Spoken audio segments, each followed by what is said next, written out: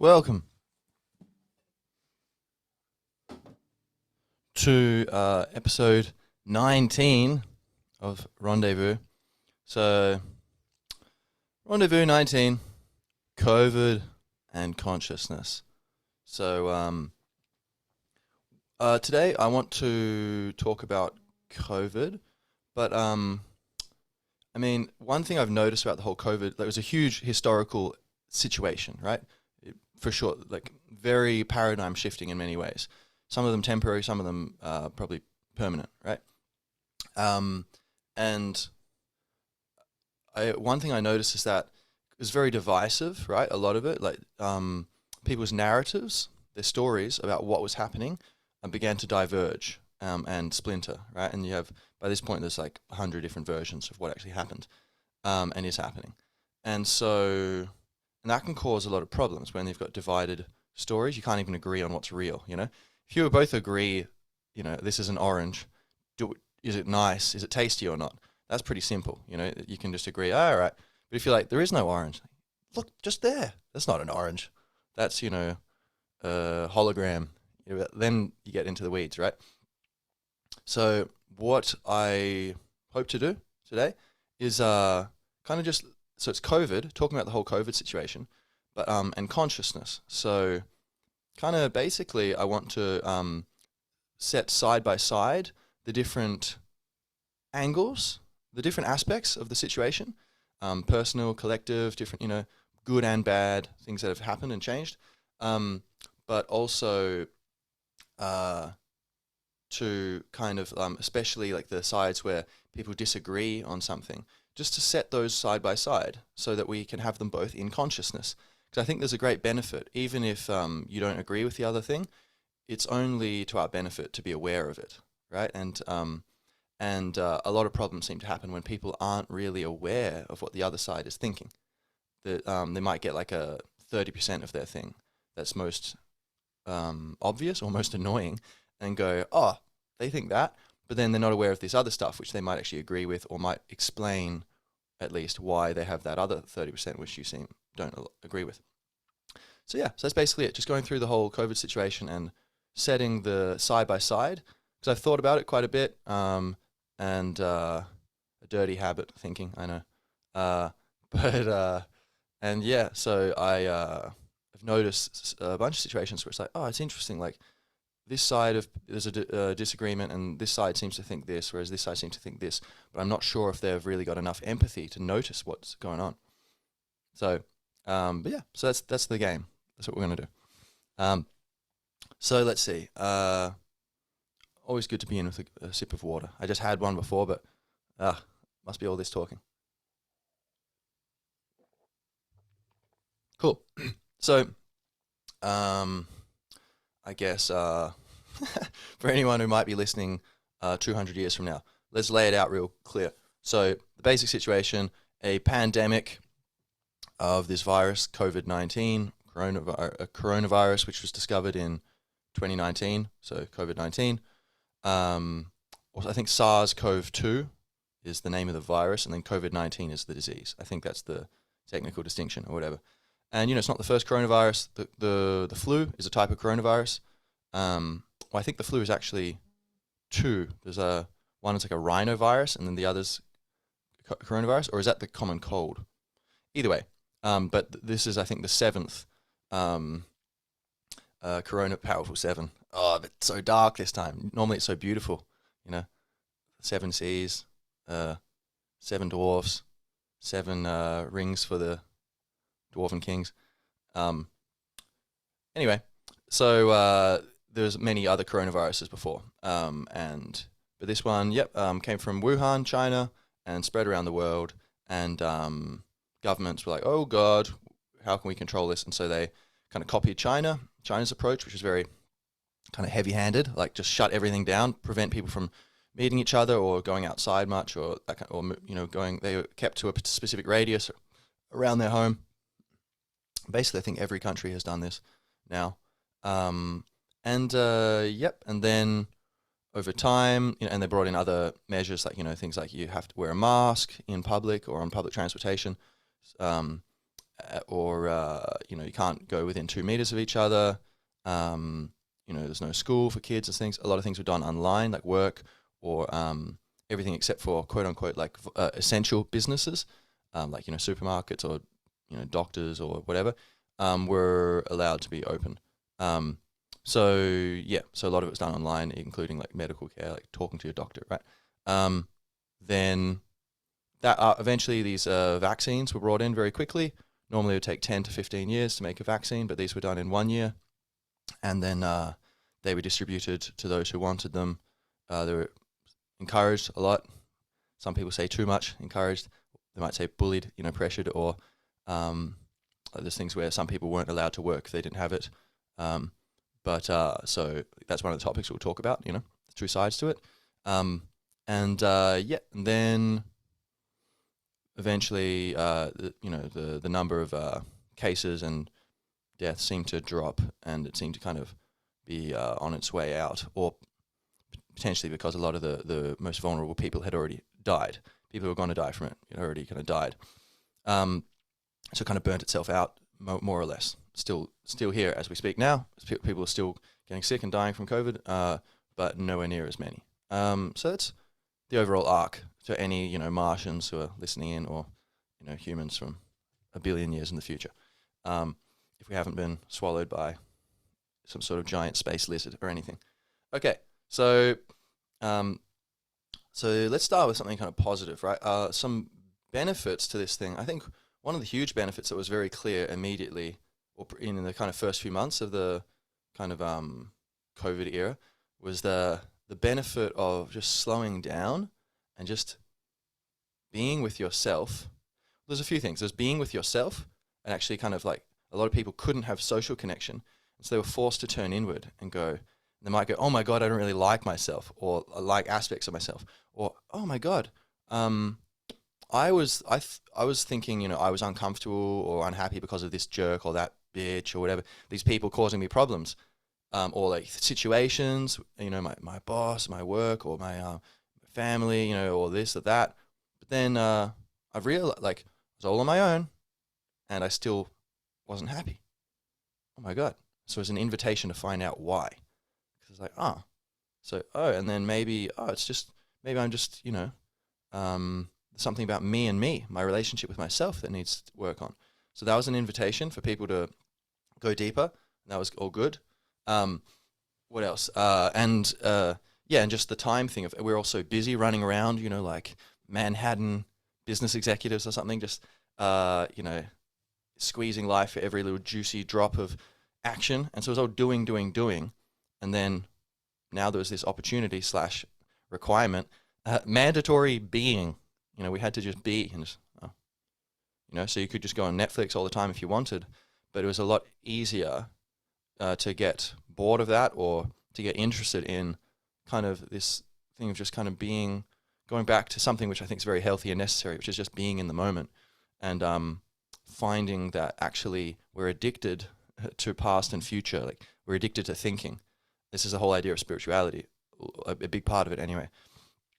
Kind of be a bit more the angle that Eckhart Tolle takes, focusing kind of on like the key to spiritual liberation, to reach the next level of your mind where you really find out who you really are, which brings with it the lovely bonus of incredible peace. All your problems disappear. The situations stay, but you won't see it as a problem. So there's this shift that can occur to incredible peace, which is usually what people like. Oh, the peace. But actually, there's other sides to it, like, oneness. You feel that you're actually one with everyone else, and you feel like there are, whatever. There's many aspects to it, but a large part of it, is like living in the moment and just realizing that all you really need to do is accept the present moment fully. This moment, whether it's good or bad, quote unquote, in your mind, just accept it. And so this is something which the COVID kind of era allowed to kind of come to the forefront a bit. So it really was, I think, an opportunity for us to develop our consciousness.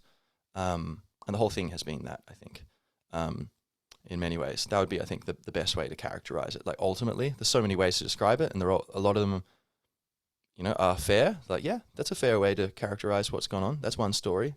You're kind of dot to dot. There's many dots in the picture. You can line up different dots to create different pictures, And there's many possible pictures to make. But I'd say the most fundamental, or the most real, or the most relevant, the ultimate picture is like this thing of basically we've been in school and we've been learning, So growing as souls or as beings, people. So so that was good. And a lot of people mention that, like in that time, like, oh yeah, that's amazing, just slowing down, just spending time with the family, just kicking back, reading a book, like I'm so glad, like, oh my God, what were we doing before, So that was good. All right. Then, but of course, that went on for a while, and over time it started to get a bit unhealthy, perhaps, where you had people who weren't able to see each other so much, and so you had, apart from the thing of like people weren't able to see, funerals and have funerals and weddings, normal life events, and that's, you don't get that back, It's like, oh, we had our wedding and no one was able to be there. Are we going to do it next? We're going to have a wedding party next year and everyone comes? That's not going to feel good, right? So it's just, these people had to deal with that, and funerals, there's so many people who they couldn't go to funerals of loved ones, or they couldn't be there for the birth of their child, because of these law, regulations of like, oh no, for the danger of spreading COVID, which, but meanwhile, the other side of that, some people say, yeah, but let's just do both sides, right? One side says yes, but that was required to stop the spread of the virus, to slow the spread of the virus. We had to do all these things which are uncomfortable, but it was to overall, have a benefit overall, because we're not going to overwhelm the hospitals with too many cases. And if that happened, then it's like having too many dishes in your sink. Eventually, it just gets less and less efficient because you've got no space to dry things. Whereas if you've only got a few, the speed with which you can dispense, with those dishes is much, much faster, So kind of this idea of like cluttering up the hospital. So we have to be very careful to keep this under control, because then it would spiral out of control. We wouldn't be able to get back, that was the idea. And so they say, yeah, there's a lot of tragedy, but the greater tragedy would be if the hospitals got overwhelmed, the virus spread everywhere, and all these people get wiped out by it, like the plague. The other side of it is people say, well, actually, COVID wasn't as deadly as we thought, which is true. The death rate, or the survival rate of COVID, if you get infected, is 99.96%, I believe, something like that. So it's less than 1%. I think it's I think 99.96, I think, something like that. And that was entered into the Hansard record of the British Parliament. This is, talk about a trustworthy authority. They was entered into that record as like, there's a question like, what is the survival rate? And they said, okay, this is it. And so there you go. That's what it is, as best as they understood at that point, which is far, far lower than we originally thought. And that's actually very similar to the death rate of the flu, which we never shut down civilization for before, or kept people away from each other, etc. It's like, if you're sick, you stay home. If you've got no symptoms, go live. Work, contribute to society, help be with your friends. So this is the first time in history where a quote unquote quarantine was quarantining healthy people. That's never happened until COVID. So now, so people, this other side of that argument about like funerals, weddings, etc., people would say it wasn't that deadly. So we should have maybe stopped this policy as soon as we realized that, which was early in 2020, first half of 2020. This definitely mid 2020. This was known, but people were they were shouting it, hey, we need to turn the ship. This is early in 2020. We didn't know that, but by like, I don't know, was it April? Was it March, April, May, something like that? This was pretty clear. So they say that, and then also that, all the people who were enforcing the rules, the government, especially politicians, and bureaucrats, a lot of them have since been caught out that they were breaking the rules to go have wine and cheese parties at Downing Street, or going to go see their family breaking the rules to see their family, but not allowing that to the plebeians, or plebeians, whatever, however you say it, the peasants, So, like, think about that. How many people didn't get to go to their grandma's funeral or see the birth of their child, but, Boris Johnson got to have his wine and cheese nights every night. Like, that, that's kind of hard to justify, it seems. But again, the whole point of this episode, we're not here to judge. We're just here to try to build our consciousness by laying out the opposing sides of divisive issues, just so we can have them next to each other. Just let it sit there, just kind of marinate. We don't need to jump to conclusions, And then, okay, so there's that, where people would say, and just in general, not being able to see each other. Believe it or not, one of the main killers, it's, I think above even heart disease, one of the biggest killers in the world is loneliness. And so social isolation, it's not just, oh, I feel bad and I'm not happy. Oh, no. That causes all these physical effects in your body, which then cause illnesses. And so this is 100% proven with the scientific method, the thing that which our culture, kind of has built so much upon as a way to be independent and objective and get around the problem of, oh, he says, she says, who's right. The meta-analyses of, so, you take like 1,000 studies and you make a study of them to, balance out. So they're the most kind of like meta-analyses of studies which themselves are like double-blind, placebo-controlled. That's like the best you could get, right? And they show like loneliness is like, I think, the number 2 killer of people. And if you think about it, it makes sense because through our evolution, like a lone human was a dead human. Like, we can't compete with all the animals around there who have all these amazing senses for hunting things down.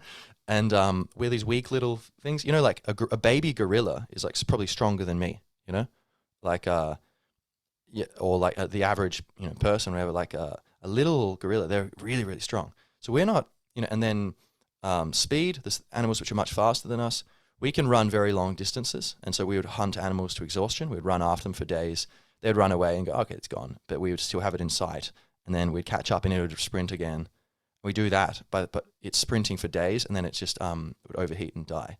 That's what we used to do. So that's one thing we have, like endurance running, we're very good at. But a lot of things, we're not actually very physically capable. It's about working in groups. That's how we have got ourselves to be apex predators, the top of the pyramid, is we can use speech. Before that, I guess, nonverbal communication or whatever it was. But there was a feedback loop, it seems, whereby, who's the guy, is he German or something? Or maybe just looked German. But there's some guy, he's on the Joe Rogan podcast, he was talking about this book he had where, talking about this idea that the brain had, I can't remember his name, unfortunately, that the brain had evolved largely because of this feedback loop of information of, so the more we could communicate with each other, the more successful we were at hunting and not getting hunted. And then that in turn got all these more resources, which allowed us to keep building the brain, and so there's kind of something like that. Anyway, so we were always together, and if you kind of rocked the boat too much, you were shunned and you were isolated. And even people just not being with you, like, oh yeah, you hang out there. I'm going to hang out over there with these guys. Oh, but I came just here to sit down with you. No, it's okay. You sit there. Ooh, that doesn't feel good, right? Because back in the day, that was like almost a death sentence. You're like, oh, Jesus, if these people abandon me, I am absolutely screwed. So you'd have to go, all right, sorry, and fall into line in order not to die. So there's that, right? And so when we are not with other people, it turns on those alarm bells, even though nowadays it's not a death sentence to be alone in theory, but it is because our bodies don't know that and we get these emotions, and in general, just the connection of the soul with other people, I think is very powerful and not just a physical thing. And the being with friends where they draw out different sides of you, your personality, so they're kind of introducing you to yourself, different aspects. So that's why it's good to have many different kinds of friends, I think, and they can draw out different sides of your personality. You do the same to them. Kind of like the moon, the gravity of the moon pulling the tides. You can't do that to each other's personalities, from different angles. So we were lacking that. So apart from the thing of births, marriages, and funerals, that kind of thing, these big events or graduations, that kind of stuff, life events, we also just were deprived of that kind of basic birthright of social connection, So that's what people would lay on the other side of the thing of like that we were trying to protect people. Now, so what else? Yeah. Now also, okay. So, also on that side, there is a bit more on that already kind of skewed seesaw. Well, how skewed is it? Who knows? Okay. So, which is child development. So, children, they really after like the developmental developmental psychology, or the study of like how people develop in their brains and their their personalities, etc. As I understand it, which I got from Jordan Peterson, who I can't remember who he was citing. It wasn't his work; it was someone else. Was it? What's that guy's name? It sounds kind of French. The guy. It'll come to me anyway. So the idea is that children, at first, of course, their major cognitive development and personal development comes from their family, their mum and dad, maybe siblings, but then once they're a few years old, it shifts to friends and their peers, and so through play, spontaneous kind of interactions and kind of games of many kinds that they create together, whether it's imitating adults or like playing, whatever they're doing, cops and robbers, or just playing with blocks, or drawing, whatever. They're engaging with the unknown, and they're engaging with these other beings, and there's a lot of chaos in there, and so they're navigating all of those variables together in order to have a good time, and it teaches them so much. And there's facial recognition of like emotions, so you get your emotional intelligence growing, social skills, like, oh, Johnny looks kind of mad. Oh, and then you do nothing, and then Johnny, explodes. Yeah. Oh, okay. And then maybe next time Johnny looks mad, and you go, am I doing something to cause this? And maybe you notice, oh yeah, I just took his blocks. Oh, maybe I should give them back. Whatever. There's all these things that we take for granted, but like we didn't just know them already. We learned them through playing with other children, but back before we can even remember now. And we just assumed in our adult wisdom that, oh, they don't need that. That's obvious to people who have already done it. So children not being able to play seemingly, unfortunately, has delayed the developmental process for a whole generation of children. So the best children, best, you know what I mean? But like the most, the brightest children, or even whether that's, kind of traditional IQ or just, kind of emotional intelligence or social skills, whatever it is, the most, let's say, capable children at, in general, whatever, and there's many different ranges or ways of being capable, but they would, as I understand it now, they're going to be like what, maybe some of the 90% most capable children were before or something. And I don't need to put numbers to it, but you get the idea, right? Like, for some kids, this isn't going to be a big deal. They'll be able to manage that. They're already kind of, in the more comfortable part of the spectrum. But there's other kids who were kind of, for whatever reason, whether it's family background or nutritional problems or genetic problems or whatever it is, abuse at home, and all kinds of different things, they were already just hanging on, and they would have had a bit of a hard time, even if they were playing with other kids. They've been really hurt by this. And so this is another cost which wasn't really factored into the equation, which potentially some people have characterized it as we kind of gave the reins of government to medical experts, and that the thing is actually the medical view of things is not the only relevant view when you're running a society, and that, perhaps, for example, you might have, okay, this is good for reducing the spread of this disease, but then you're not talking to the psychologists, or you're not talking to the economists who are saying, yeah, but this is going to collapse the economy, and then it's going to be much more death and injury. So for example, something like that. So the idea is that politicians are meant to be these kind of arbiters between the various experts, and that wasn't done. That for whatever reason, the kind of keys were handed over to specifically medical experts, and that kind of may have caused some of these issues. But which is interesting though, because you think a lot of these issues are kind of medical themselves. A lot of the problems, like child development and things. But you might say perhaps it was tunnel vision. Like people were just really devoted to this idea of, we need to stop the spread of this virus because, okay, we figured it out. Virus is bad. It's spreading. We can probably control it through these things. Okay, that's done now. Next step is not what, but how. We keep moving. And then someone's like, I think we need to edit the what thing. You're saying we should do these things, but I see problem. No, look, we're beyond that. We're now just in implementation. How do we do it right? They may have lost the forest for the trees, So that's kind of the effects of keeping us all separate, and well, I mean, it's crazy because I'm trying to give it balance, but there's so much on that one side of us being separate. So, okay, so we will come back to the idea of so stopping the spread of the disease through, is there anything else to say on that side? Or they would argue that, it was necessary to prevent everyone getting sick and people dying.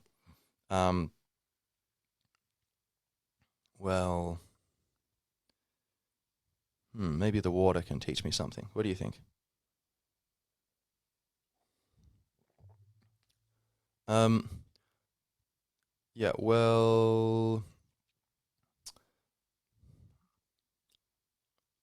I don't think I can think of anything, right? So I'm trying, at least. But also on the other side of keeping people apart with these lockdowns, it caused, okay, so we're going to have to go through a bit of a list, right? Massive increases in anxiety, massive increases in depression, in suicide. So I think, the number of deaths from suicide, that wasn't being factored into the number of lives being saved through stopping the spread of the virus. And so, because, that's more of like a social issue in a way, it's not quite technically medical, right? So that's the thing where maybe these we gave the control to doctors, and then maybe that wasn't quite being factored into it, Then you have massive increases in domestic abuse. So all these men, beating women black and blue. Not so nice. Child abuse, emotional, sexual abuse in general. It's gone up a lot. Child trafficking went up. People weren't keeping track on all the children. There was less connection. And a lot of that with, like, say, child abuse would be like kids rock up to school with a black eye, and then it raises questions, whereas they weren't rocking up to school. So a lot of this seemingly was facilitated because they were in the shadows. We weren't keeping track of each other. Drug abuse skyrocketed. By the way, suicides, I think in California they had gone up 1,000% or something like that. It had been, the number I think had been 30, and then it was 300. Something, or was it 3,000? Can't remember. Something, don't quote me on the number, but something huge, not like a small difference, a huge difference.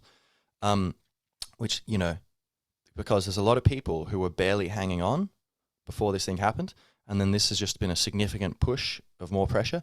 I think a lot of people just checked out. They're like, yep, I can't deal with this,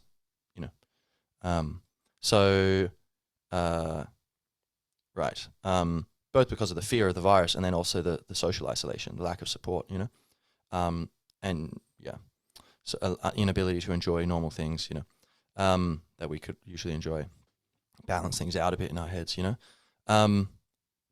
Drug abuse, yeah, massively skyrocketed. So addiction to substances where, which I guess is, some people argue, like Dr. Carl Hart kind of argues, and people argue about what does addiction really mean, or Dr. Gabor Mate, saying it's like trauma, dealing with trauma, or Johan Hari saying it's kind of what would he say? It's like a lack of connection to other people, and so you're trying to compensate. But it seems like basically addiction would be you're trying to, you're doing something to give you pleasure or happiness, but it's actually got diminishing rewards, and it's compromising your greater happiness in your life, and yet you get locked into it, even though it's now actually destructive. So whereas if you were able to just be taking heroin all the time, but you can do it, you're a functional businessman. There's actually a bunch of people in Switzerland doing that, actually, which Dr. Carl Hart kind of talks about, how there's clinics where you can get it legally there, and they just thought they would bring it out of the shadows. And so, but anyway, it's neither here nor there. But addiction has gone up a lot. What else has gone up? There's a lot of people who should have been getting checked for heart conditions, cancers, all kinds of different health conditions. They weren't getting checked up on, both because the hospitals were too busy and because they were afraid of going to the hospitals, because what if I get tested and then I have COVID and oh God, and I'll get into that thing.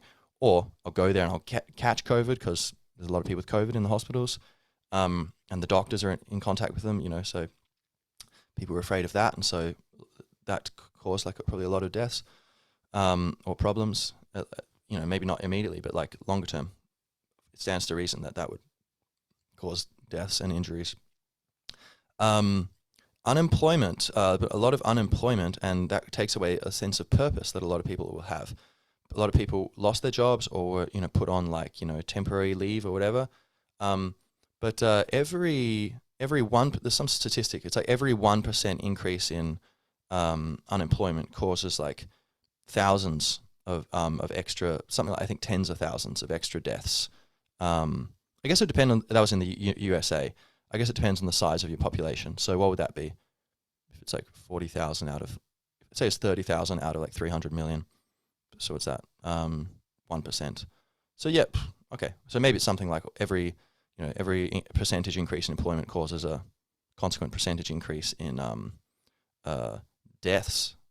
How would that work? Well, it's causing all these trickle effects of increased drug abuse, worse nutrition, maybe like less social connection, depression, anxiety, maybe drug abuse, or did I mention this?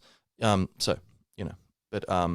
psychiatric illness. I think every 1% increase in unemployment causes, I don't know, again, I don't know where this was, but it was, I think, 3,000, or was it? No, I can't remember, but like a big number of increased people going to psychiatric care. So this is another effect of the lockdowns, and keeping people separate. And so one side of it, people say, yeah, look, it was rough, but we did the best we could, and we can't be the peanut gallery and criticizing it from the distance. And there's some truth to that, like hey, people did what they could do, so it is what it is, and so to some extent we should keep our empathy that it's not always easy in in a crisis when you're overworked or whatever.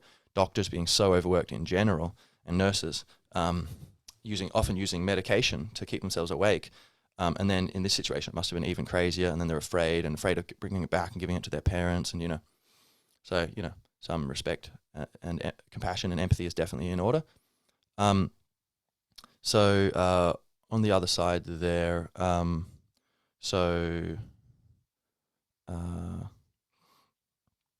were we going to say? So the keeping people apart, the unemployment thing created. So what was that thought? Well, it'll come to me. So what else do we have? So we kept people apart in these lockdowns. So education, people not getting as educated as they would have been, that being slowed down. Then you had, bigger businesses were allowed to stay open. Smaller businesses weren't. Bigger businesses were more able to deal with, apart from being able to lobby government and go, hey, come on, don't close us down. We're pals, right? Remember that next election campaign? Maybe we'll help you. Maybe it wouldn't be that, direct, but, there are people who have a lot of money who help politicians get into office, and they need money for advertising campaigns and organizing their team, paying staffers, etc. So you've got to be realistic. If, there's some quid pro quo kind of thing going on in the world, it's just the nature of life, at this stage. So That would be one probable avenue that was probably happening of lobbying, as it normally happens. It probably also happened in this period, from big companies to get beneficial treatment, preferential treatment, and then also just the fact that they have more money and resources, so they would be better able to comply with the regulations. So okay, yeah, we can spend a bunch of money on this team of lawyers and accountants and whatever to go and whatever contractors to go reconstitute our stores, put up all these dividers and stuff, and manage it. Whereas small businesses weren't, either for physical space reasons, weren't able to comply, or just didn't have the money for that, didn't have the lobbying power. They were shut out of it, right? And so what happened, may not be aware, but there was an enormous wealth transfer during the pandemic, during the COVID era, from the middle class up to basically the upper classes, the billionaires especially. Like Bill Gates' fortune went up like tens of billions. Jeff Bezos, a huge amount. A bunch of these billionaires made huge amounts of money. A lot of the biggest companies made more money than ever. And Amazon made huge amounts of money, right, because people were buying stuff online. Tech companies made a lot of money because everyone's at home, got nothing to do but use their platforms. The media made a lot of money because people were, like watching out of fear or anger later on when people were, disagreeing on things, or disgust, like, oh my God, look at all these sick people, or sadness, and just like, oh my God, it's so sad, look at this terrible thing, There's all these primal emotions which, are designed to kind of take over our brains, because it's like, hey, this is important. You need to pay attention, stop being comfortable. Look, there's a problem. And then in the modern age with mass media, it's being like, kind of beamed out every day. So that was kind of, not good for our psychological health at all. Apart from the situation was the media, I think really they had the opportunity to say, look, of course, all right, let's begin with a 15-minute meditation. And people can ignore it if they want, but, from us, thank you for our sponsors at Amazon or Pfizer, right? They're sponsoring the meditation quarter hour. Here we go. So, and then I go, all right, that was great, wasn't it? Everyone, this is a scary time, and there's danger. But as all the best science informs us, and as is only intuitive, the calmer we can be, the stronger we are and better able we are to get out of this situation. So it's a scary situation, and if you stay scared, that makes sense. Fair enough. But we have the ability, and maybe we can succeed if we try hard enough to not let that emotion run out of control, to see the emotion and put it in perspective and go, look, if I choose to just accept this emotion and just be, okay, here it is, accept the situation, here it is, or I can't accept it, okay, accept that I can't accept it. Keep outflanking your fear with peace. That will be good for your immune system. It will boost your immune system. It will calm you down. So physically, that's going to make your body healthier, less acidic, more alkaline, less inflammation, less oxidative stress, more energy, and in general, health and vitality. So that's going to slow the spread of the virus. If you get exposed to it, you'll be less likely to get sick and less likely to pass it on and less likely for anyone to be dying. So let's keep it in perspective. We're going to show you a bunch of gnarly information, but also let's keep it grounded in peace. That didn't happen, And look, maybe that's not on brand for them. Maybe they wouldn't, be like, oh, that's going to sound too weird. Or maybe they're like, oh, we don't want to sound disrespectful. Maybe they were a bit afraid of seeming disrespectful. So they felt they had to be kind of, scaring people. Maybe the government was thinking, look, guys, just kind of keep it a bit scary. We need people to follow the rules. So maybe that was kind of a lack of faith in the people. Sometimes, quote unquote elites or elitist people or people who are just very good at something, sometimes they can be a bit disparaging or of other people's ability to know things, especially people, I guess on any topic, right? Like when you've got an amateur talking about it, there's a temptation for an expert to go, yeah, I don't know if I need to take you too seriously. So perhaps that was happening where government or media were kind of feeling like we need, people, we can't rely on the people to just do the right thing. We need to kind of scare them a bit, which of course is, ironically, not a good idea at all. And actually, the flipped. If that was the case, that is a flipped situation where actually they were an accidental confession of their own lack of wisdom or expertise on the topic of health and its relationship with fear and calm. But so the media was like, every day, beaming these things out. So that was kind of causing a bit of a problem. For every one person who was helped or scared into line, there were so many other people who were scared into getting sick or scared into just contributing to this culture of fear and darkness, which kind of swept over the land for a while. And like I said, where the science is clear that that's not good for health, that causes more problems than it solves.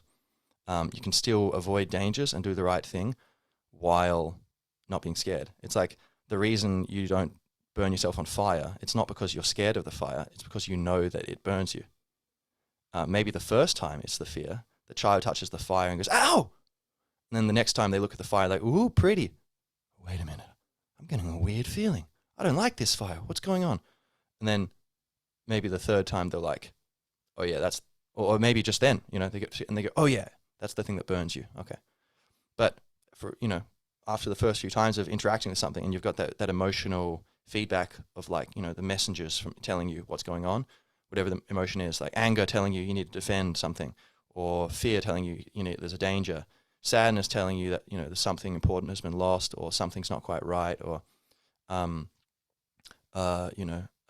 affection telling you that there's something you should connect with or whatever. After these little messengers, in general, it's your consciousness, it's your awareness, your understanding, which causes you to do things. It's not, so yeah. So I think all we needed really was the information and education, and people would have done the right thing, and So, and not also all that fear contributed to more drinking, alcohol abuse, perhaps, probably like, domestic violence and all kinds of arguments and bad, divorces, so many divorces, right? And separations, because people were on edge, because there's this tension just being built up and reinforced, but apart from that, I was going to make another point, right? So the media doing that every day, what was I going to say?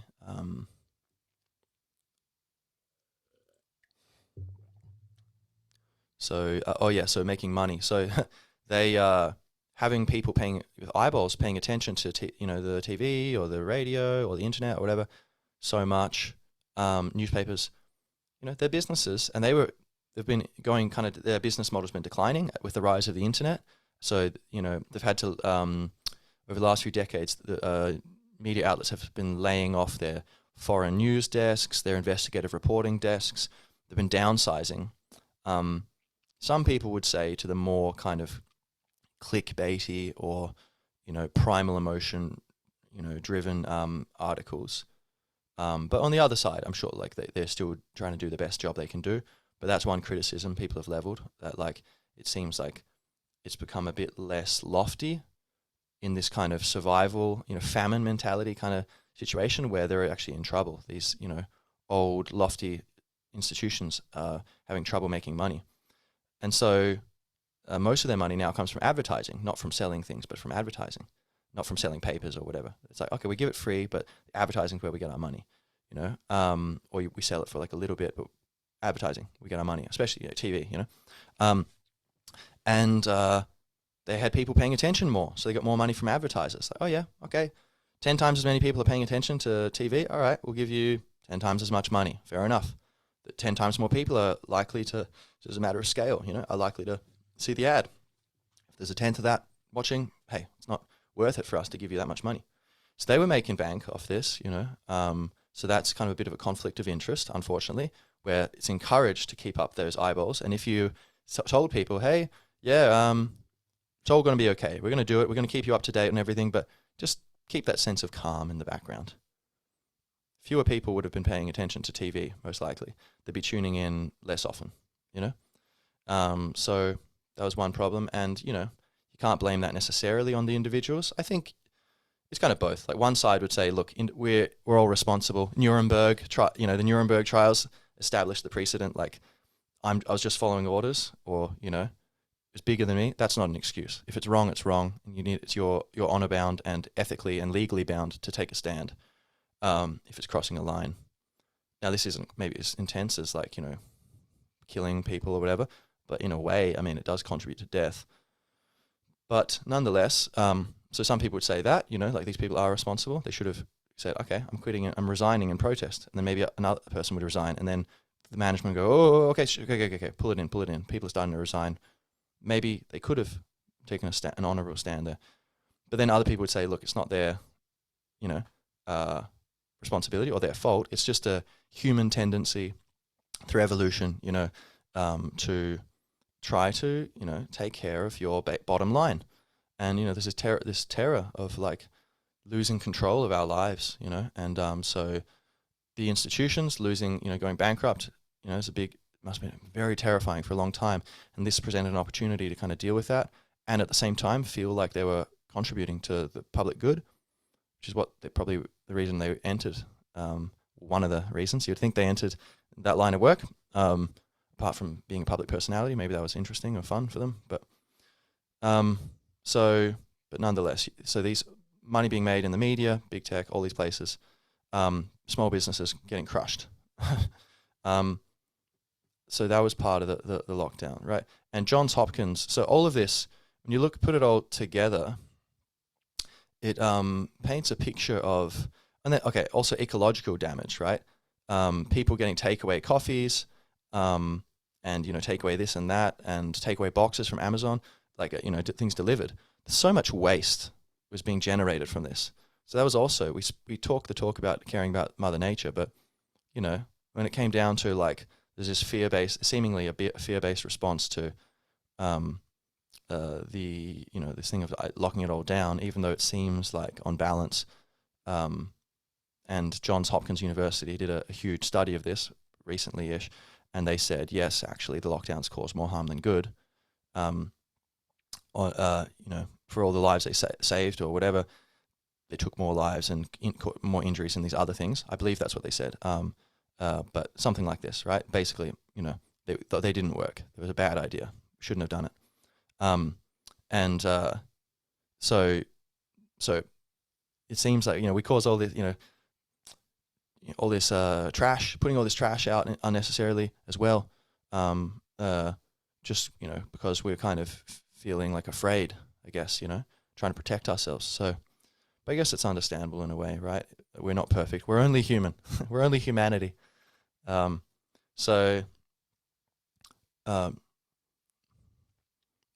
and so the lockdowns, they cause this all these health problems. So so economically also, to maintain them economically, we had to go into enormous amounts of debt. The government was, to do this. There's a lot of people who had just been starving. They would have started protesting, going, "Look, we're not doing this. Hypothetically, we're helping people. Apparently, we're starving. We're not going along with this." That would have happened. So the government paid people. It was like, okay, we're going to, give you support, right? Social welfare, just to keep everyone afloat while we're doing this for like 2 years. That caused us to go, all these countries to go way, way, way deeper into debt. The whole world was already so much in debt. We were already at the point where, professionals, economists, independent ones who aren't working for these governments and have a vested interest in keeping their job and kind of maybe being a bit more generous to their, side of the story, we're saying like, look, we might not be able to get out of this. Like this, we might have to go bankrupt. Some of these advanced Western economies have gone so much into debt that it's kind of like some really rich business executive who's got 10 maxed out credit cards. So it doesn't matter how rich you are. There's limits. Everyone's got limits. And you're flying too close to the sun there, and you could come crashing down. They were saying this about Western economies even. And a lot of people predicted a huge financial crash, bigger than 2008 in 2020. There's a big poll of mainstream economists around the world, like mainstream economists, or whatever, economists, right? And I think it was 72% of them said they predicted a huge financial crash in 2020. But then, as it happened, the pandemic came in, some people say just coincidence. Other people say maybe it was intentionally used, like the lockdowns were used to cover up that there was going to be a crash, and that the 2008 crash had never been properly fixed, that they just bailed out the banks. Take our taxpayer money. No problem. Oh, there's a lot of evidence of fraud and like risky lending, but they just, like, oh, whatever, I'll be out. And then the taxpayer foot the bill. And it's not even like, okay, yeah, but now we have this extra control over you. We bought something from the purchase of helping you out. No, they just took all the money, started giving themselves more bonuses, and didn't change the regulatory system which had contributed to that, which is largely like the central banks giving out very like low interest rate money, so encouraging people to borrow because it's not as expensive to borrow, so causing debt. Whereas if the central banks, which are still controlling interest rates, if they just let the free market manage it, then okay, it'd be like, oh, there's a lot of debt, there's not much savings. All right, well, if you want to borrow money, there's not much savings, and we're not just getting free money from the central bank, so you need to pay more for that because there's not much of it, supply and demand, so you need to pay 10% interest. But ooh, okay, I'm not going to get my Ferrari on this a loan like that. That's crazy. But I have a business which is going to get 20%. The 10% I have to pay to them in the next few years, like I'm going to be making 20% each year in profit because this business is such a good idea. It's really catering to a need or want that people have. So yeah, I'll take that deal. And they do it, and a bunch of people do that, and in general, people who are doing that, most of them will succeed, or enough of them will succeed. So interest rates, when it's market, determined by the market and not by the governments, who have vested interests apart from other not being perfect, as just humans, rather than the decentralized information processing system of a free market. If the market had been setting interest rates, then that would have kind of self-corrected. Is a lot of people make that argument. A lot of economists, especially Austrian economists, like the more traditional ones. But the point being that the 2008 crisis wasn't fixed. They didn't change this regulation or central banking policies, or rein in this kind of risky behavior. They just kind of like, well, let it, kicked the can down the road, and then it was about to come back to bite us. And who knows? But this humble talking monkey would suggest that it's coming. There's an economic crisis. It shouldn't be a big surprise. There's always been so many financial crises through history, right? But yeah, I'd say a bigger one than 2008 is coming at some point, unless people something else comes in to, like the pandemic did. I thought it was going to come in 2020, and then the lockdowns came in. I was like, oh, okay, interesting. So it didn't happen. So some people who are more cynical, maybe, or you might think they're cynical, or you might think they're just aware, or you might think they're conspiracy theorists, or you might think they're just realists, or whatever. Would say like it's a bit convenient, and that the government was also incentivized to bring in lockdowns so that there was a cover story for why the economy was suffering, and at the same time being able to pump out all this free money to people because, oh, you're not working, here's all this money, and in order to kind of cover up the fact, to prevent a crash. So inject all this money, have a reason to inject all this money into the economy. But who knows, right? It could totally just been not at all that. There's just not a factor, We don't know. But the economic damage. So we're so much more in debt now. So that was another thing to the lockdown. So all across the board, it's really incredible that we could do the lockdowns, because if you think about the cost-benefit analysis of it, which is what government's meant to be doing, that's like they're in the business of cost-benefit analysis, like opportunity cost. Okay, Greg wants this, Jennifer wants that, Eloise wants this, Marvin wants that. Okay, how do we find a way? We can't satisfy everyone. How do we satisfy the most people possible? And the most people and the most profound benefits, like kind of optimize that, and doesn't seem like that was being done in this situation, does it? I mean, I don't know. It's like I don't know what the explanation would be, apart from, this incompetence. People didn't quite know what was going on, maybe because of too much fear in we're all just, for all the things like the government or, these systems in institutions, we're all just people. We all go to the toilet, we all fart, we all yawn, we all, occasionally vomit from drinking too much or from being sick. We all shower naked. As Bob Dylan said, even the President of the United States must sometimes stand naked. We all cry. We all get unreasonably angry from time to time, or maybe almost everyone. We all make bad choices. We all make good choices. We all put our trousers on one leg at a time, So we're humans, like we're beautiful, amazing, majestic creatures, but we're also, we're animals. And so all these, fine, dignified institutions are all made up of people. We're just people. We're just like us, the babies that grew up, We were babies not very long ago,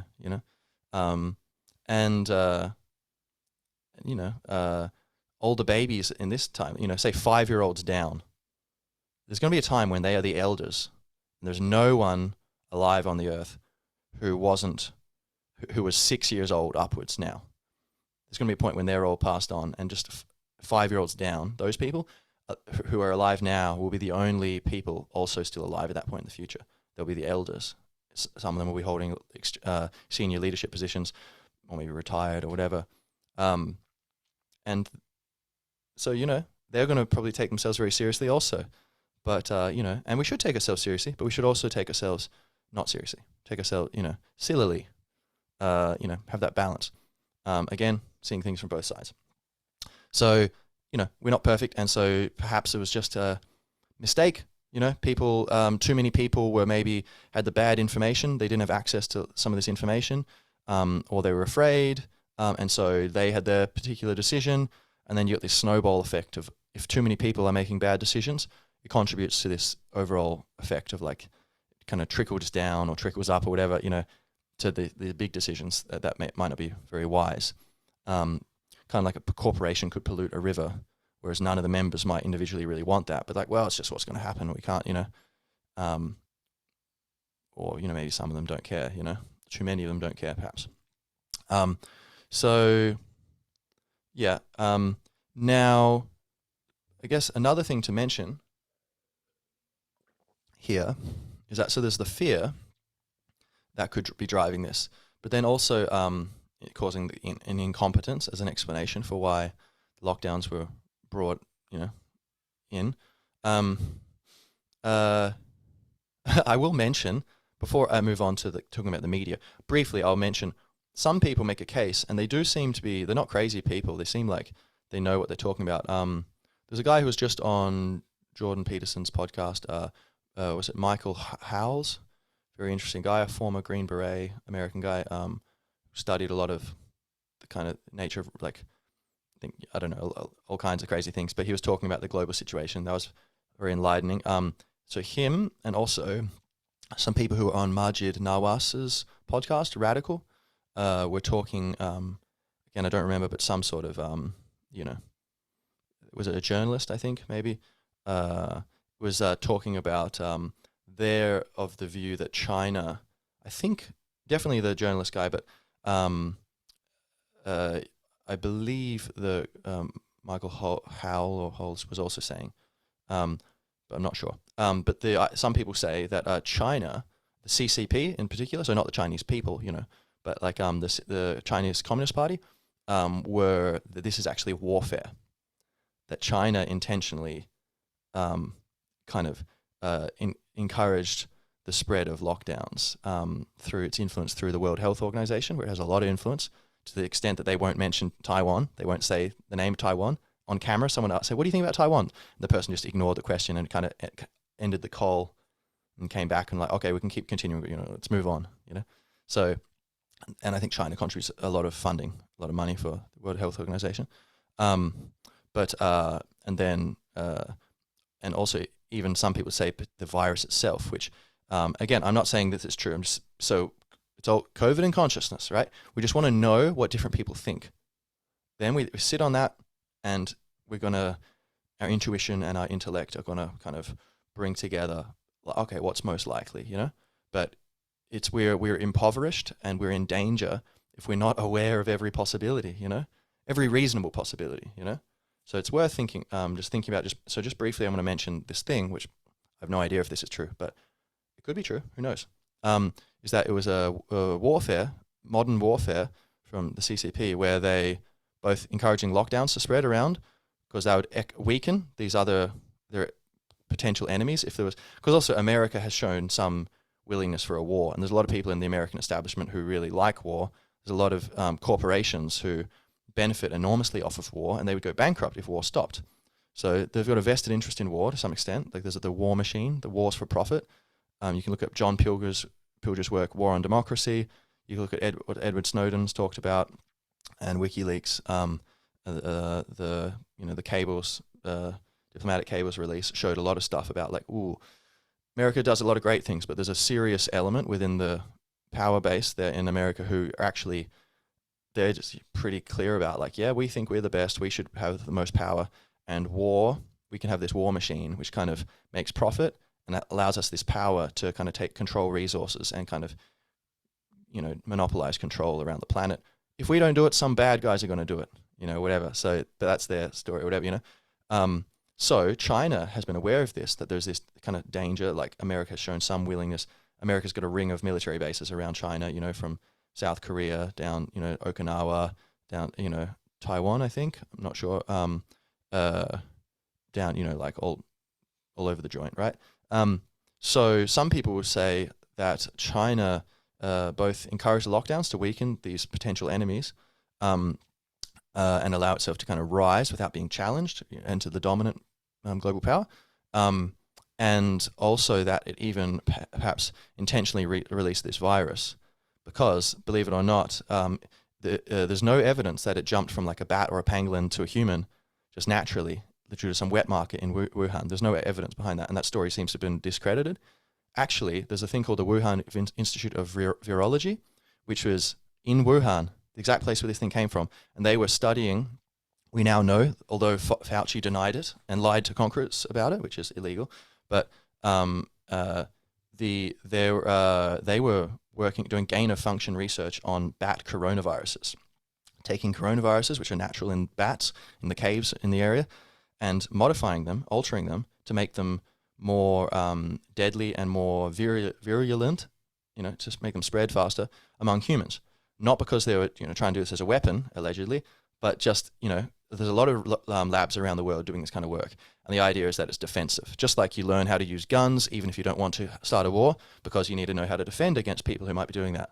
The argument was, look, we need to know how this kind of biological warfare goes and works in order to defend ourselves. We need to know what the enemy can be capable of. We need to be in that game, even if we're not going to use it, which sounds like fresh out of Greek tragedy, self-fulfilling prophecies, right? But nonetheless, this was this thing that was being studied.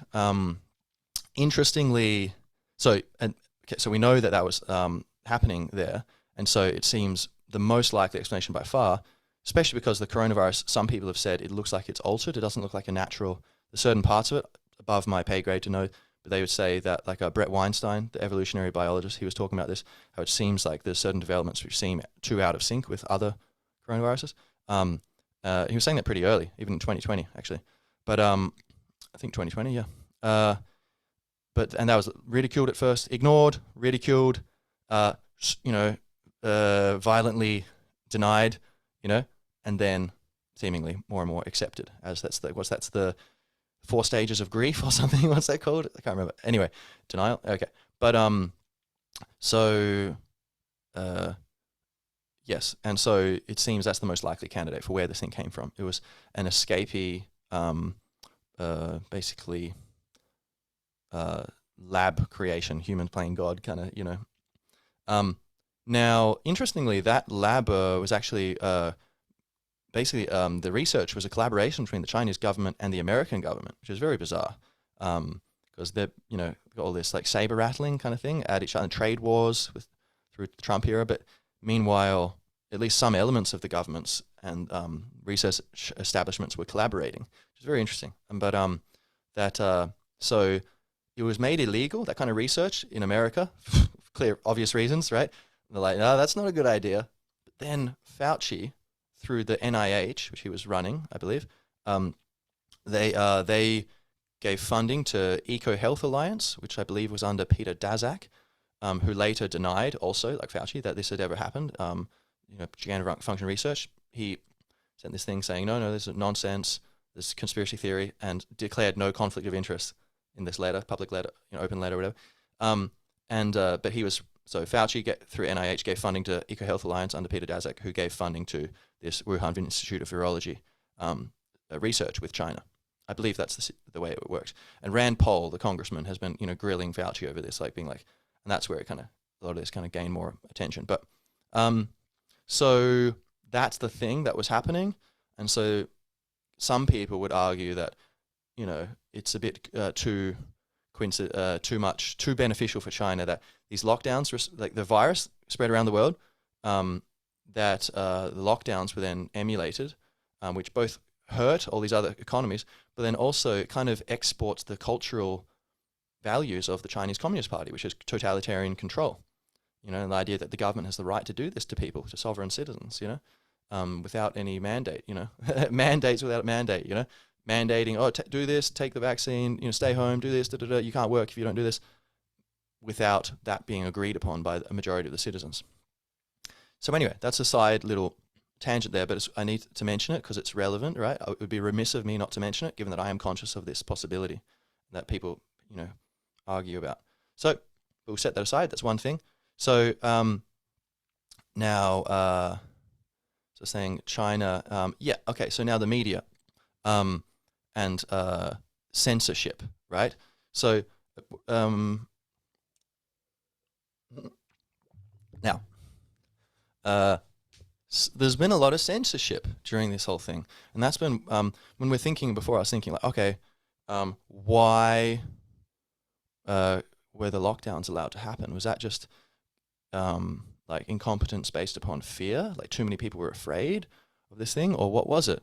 It's also possibly just the stories they had. They were watching the news, and they believed in this narrative of what was happening, which was excluding a lot of vital information.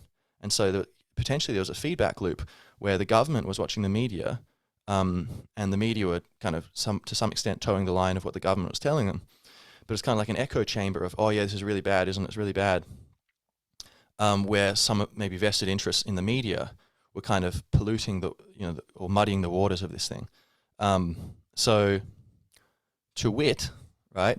The media. So, both and big tech were doing this too. So people were being taken off of Twitter for saying things which actually had evidence behind it, or were possible, like the lab leak hypothesis. That would get you taken down off Twitter, I think, in 2020, after that open letter from Peter Daszak and stuff, I believe. And people were taken off of Twitter. And then later on, like 6 months later, it's like, or 12 months later, no, it's fine. You can do it. And, public, people, mainstream or whatever, people were talking about it. And so it was like, oh, okay, whoops. That was censorship. That was wrong. We made a mistake. No one's admitted that, but or maybe someone has admitted it, I'm not sure. But, and there's many things. So people were taken off of YouTube or demonetized. So you've got your business. YouTube knows you're making money off it. They don't agree with your opinions, so they decide to take away your livelihood. Demonetized.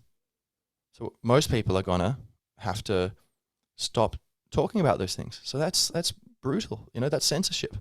Now you could say, well, yeah, but they're a private company. They're allowed to do it. Well, look, that could be true to some extent. Yeah, they are. And generally, I believe in letting companies do what they want. And then if people don't like it, they can build an alternative. Like say, what do you got? Getter instead of Twitter. They're doing kind of that censorship-free. Odyssey instead of YouTube. What's it? Odisee or is it Odysee? Something like that. Odyssey. So and so you've got these alternatives coming up. So.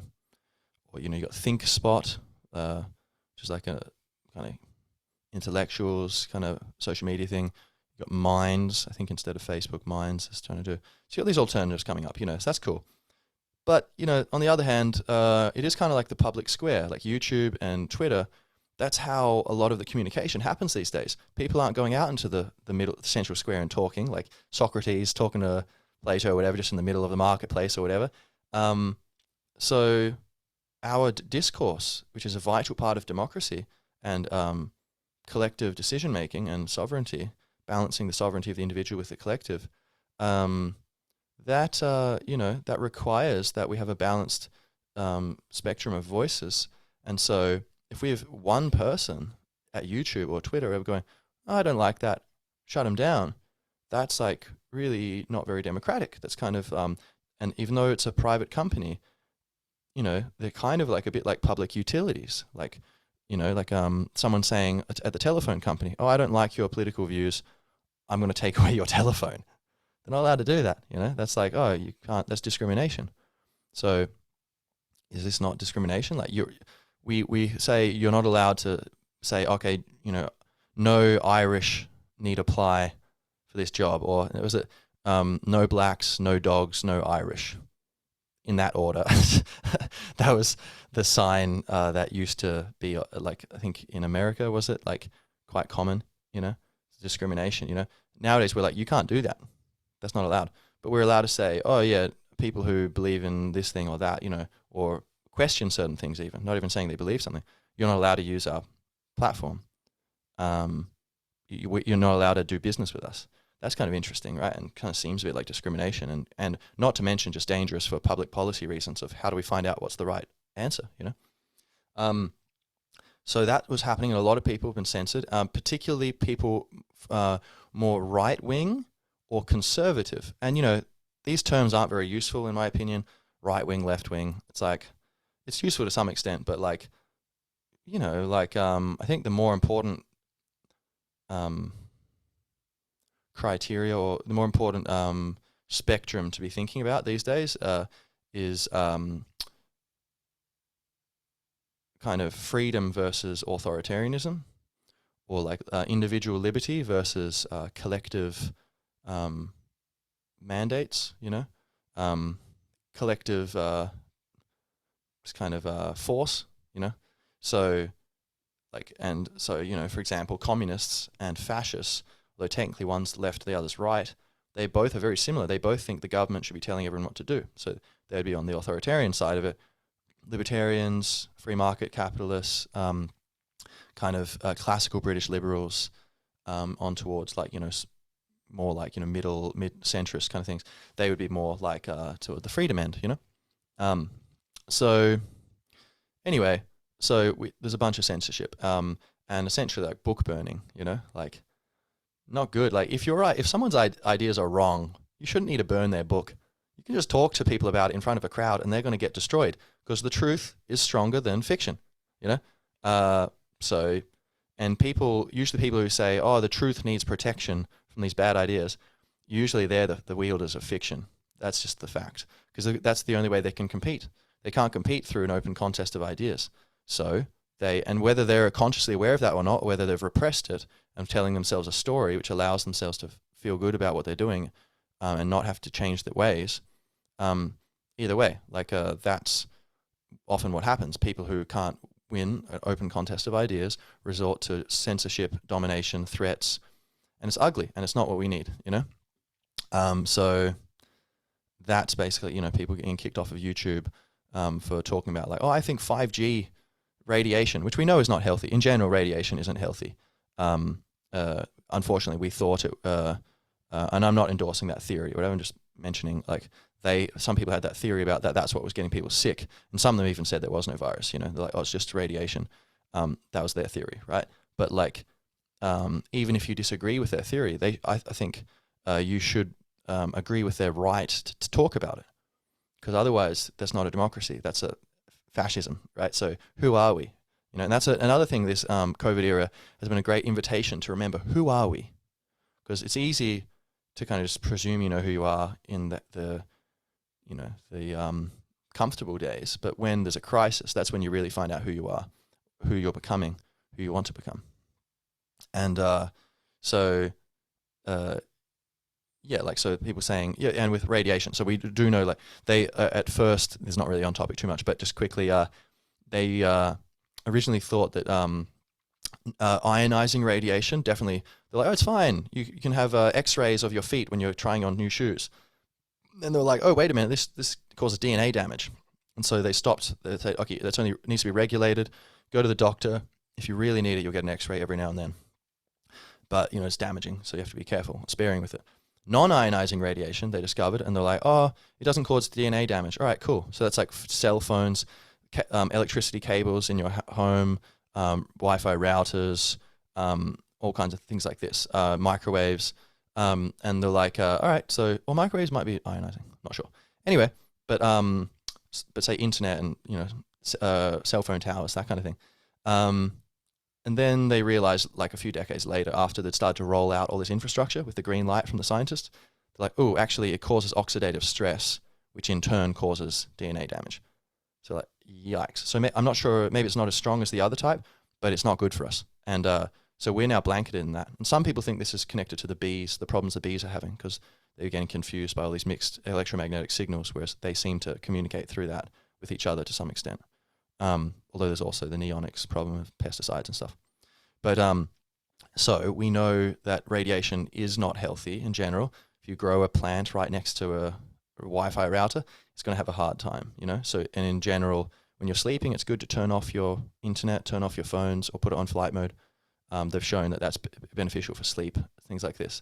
So, it's not like there's nothing to their argument. They're saying, oh, we're increasing, the amount of radiation, But even if it doesn't, make sense in general or whatever, that's their theory. They have the right to talk about it. And who knows? They could be right. I don't know. I haven't looked into it. I don't think they're right, but I mean, I don't know. I haven't really looked into it enough. So should they be censored? Should we be burning their books? Or should we just let them, have their thing? And if we're so right, then we'll be able to show it to them. If they start getting too, popular enough, we'll confront them with a open debate. And if you believe that in an open debate truth won't win, then that's kind of a bit of a confession. We need to have a heart-to-heart and go, what exactly do you think, like, our society is based on? Because how did we get to this? We didn't get to this point by dominating. Like, the traditions of the West were all, it was like the scientific method, etc. Like, let the truth will prevail. We test it. We have a decentralized system where people propose different ideas. And when people hear that, a minority of people will probably believe in the wrong person who's got less coherent arguments, less evidence. A minority of people will be really enthusiastic about the correct person. And the people in the middle will be mostly, in line with the correct person. So overall, you've got a clear majority. Some very clearly aware it's definitely true, but a bunch of other people like, yeah, I think it's probably true. And they lean towards truth. That's just the way things happen. If we weren't able to process information clearly, how would we have evolved to this point, dodging tigers and stuff? If we it's like nature is ruthless, nature is incredibly efficient, and, that extends into the human world. We are nature. And so this, I think, undergirds the integrity of our ability to en masse move towards truth, so long as we don't get swept up in primal emotions. So long as we can stay calm, I think a calm crowd will almost always be able to detect the truth and side with it. A riled up crowd, yeah, maybe less so. But so, all right, so the censorship. Now, what in particular has been censored? Okay, so there's the thing of the lab leak hypothesis. Also the deaths. The fact that the survival, rate from COVID is so huge. The number of people who die is very small, and it's mostly very old people or people who are already very sick. The average people who've died with COVID, they have I think it was more than 50% of them, I think it was actually like 70% or something, had on average 4 comorbidities, 4 serious health problems already. So now, that's, that kind of shows you this is a disease of elderly or older and sicker people, So young, healthy people or healthy older people or not so healthy young people, in general, like we're fine. And or overwhelmingly we're fine from this thing. It's been about the same death rate as the flu, similar. It's not the same as the flu, but it's had a very similar death rate. The flu is even more dangerous for children, right? Which is crazy that we never lock down schools for children, but the flu can kill children. But whereas with children, COVID does almost nothing. Like there's been almost zero children planetarily who have died from this. And so it's essentially zero, almost zero. I think there might be like a handful on the whole planet, you know, it's incredibly rare. So essentially it's just like less than having the flu for children. But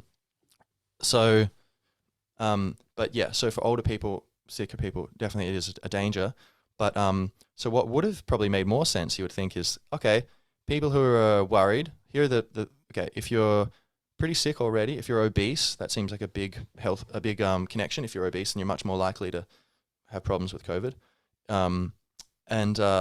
Maybe if you have lung problems, you know, or if you are quite old, then you are at increased risk. But even older people, I think 1 in 20 were dying. So it wasn't like a death sentence. It's not like the bubonic plague or something. And that was without treatment. So if you were treated, and there were early treatments, which we'll talk about in a bit, were suppressed, then perhaps it would have been even better. It would have been 1 in 100 died. Who knows? Among the older people. So let's see. Juggling many balls. So that was that information. Yeah, what would make sense once you're aware of this, conscious of this, would be you'd think, okay, if we're going to have a lockdown, it would be just for the vulnerable people, and it's going to be voluntary. We should get around the thing of people saying, oh, that's, you know, how that's not fair. We're all in this together. If we're in it together, shouldn't you be getting our consent? You know, but so saying, like, say, a voluntary lockdown or whatever of vulnerable people. And so if you're a younger person who's got a lung problem, then maybe the government's saying, yeah, we will support you for this period while the virus is around. We're going to give you social welfare, you know, because you tick the boxes as a vulnerable person. You've been assessed. We go, yep, that's true. They say, you're at risk of this. And then everyone else gets on with normal life. The virus spreads around people. We build up immunity. The virus runs out of people to keep infecting, and it's gone, you know? Or like, that would be the idea, right? Or potentially maybe it wouldn't be gone, but it would be like very rare. And most people would have immunity to it. So when it's spreading, it's going to, even if it's very rare, like it was at first, but at first it was able to spread. It was like a little spark in a forest full of dry kindling, as opposed to a spark in a forest full of soaked, wet kindling, which would be like people with immunity, where it's not going to spread. And so, Granny and everyone can go out and into as much as they want. So you could have that kind of period. That would make sense, which would be in line with historical precedent, a quarantine of the vulnerable or the sick. Even that wouldn't be in line with historical precedent because it's a quarantine of the sick. But yeah, if we said, if you're sick, stay home. If you, not if you test positive, but if you're sick, because the tests were notoriously inaccurate, causing like false positives. Like say the PCR test, which was commonly used at the beginning, the inventor of that said this would never be used for diagnosing, I can't remember exactly what he said, but he was saying the way it was used, like say for COVID, he died I think before this broke out, but he was saying that shouldn't be used for diagnosing like, have you got a virus, right? Because the way they had to crank up the number of rounds or magnifications, where they're like amplifying some test sample of the viral matter. They amplify it enough somehow through these cycles where they're able to see things. But if you keep amplifying it enough, you can kind of get false readings where oh yeah, look, it's here. Whereas you've done 40 rounds when you're only meant to do 20 rounds or something. So, and the average number of rounds was very high throughout, as I understand it, when these were being used in general, that was the case. And so, and then even with other tests, it's the false positives, and so, there's this problem where you're over-testing, so it's amplifying the problem, making it look worse, whereas apart from being expensive, waste of money, and perhaps, especially when people can't go to work because they've tested positive, but maybe they're totally fine. And so the lowering, we needed a strong economy, even if we're just going to support the vulnerable people, but not to mention if we're taking everyone off the line, it's just, so much to carry to, So um, that would have been, you'd think, on balance, like more logical, thing for our leaders to kind of agree upon. Like, all right, let's have a, if you're 70, 80 years old and you feel comfortable taking your chances and living a normal life, you just want to have quality of life while you're here. We could all get run over by a truck tomorrow, anyway, like, let's just live and not be too afraid of death, which is another big thing that this positive from this thing. It's made people aware of death more, which makes you more aware of life. So even people who it's made them more scared, I think it's kickstarted a process of homecoming to look, you're going to have to confront this sooner or later. The sooner the better. So, and I think a lot of people have been able to make peace with, to some extent, with death and go, look, we can't live in fear. We're already dead if we're living in fear. Let's be alive. Let's be at peace, So, but yeah, so that would have been, you'd think, made more sense to those people to stay at home if they want, or not if they don't want to.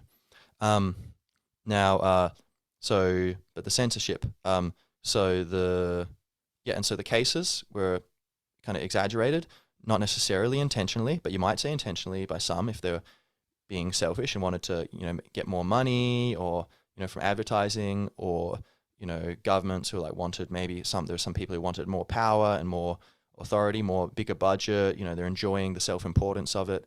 We all know certain people who are kind of narcissistic, like everyone to be looking at them. Naturally, we all know a lot of politicians are like a bit narcissistic. Not all of them, but come on, let's not kid ourselves. This is like a stereotype. It comes from somewhere, we know it. Not all stereotypes are. It's just a stereotype that stereotypes are mostly wrong. But yeah, so,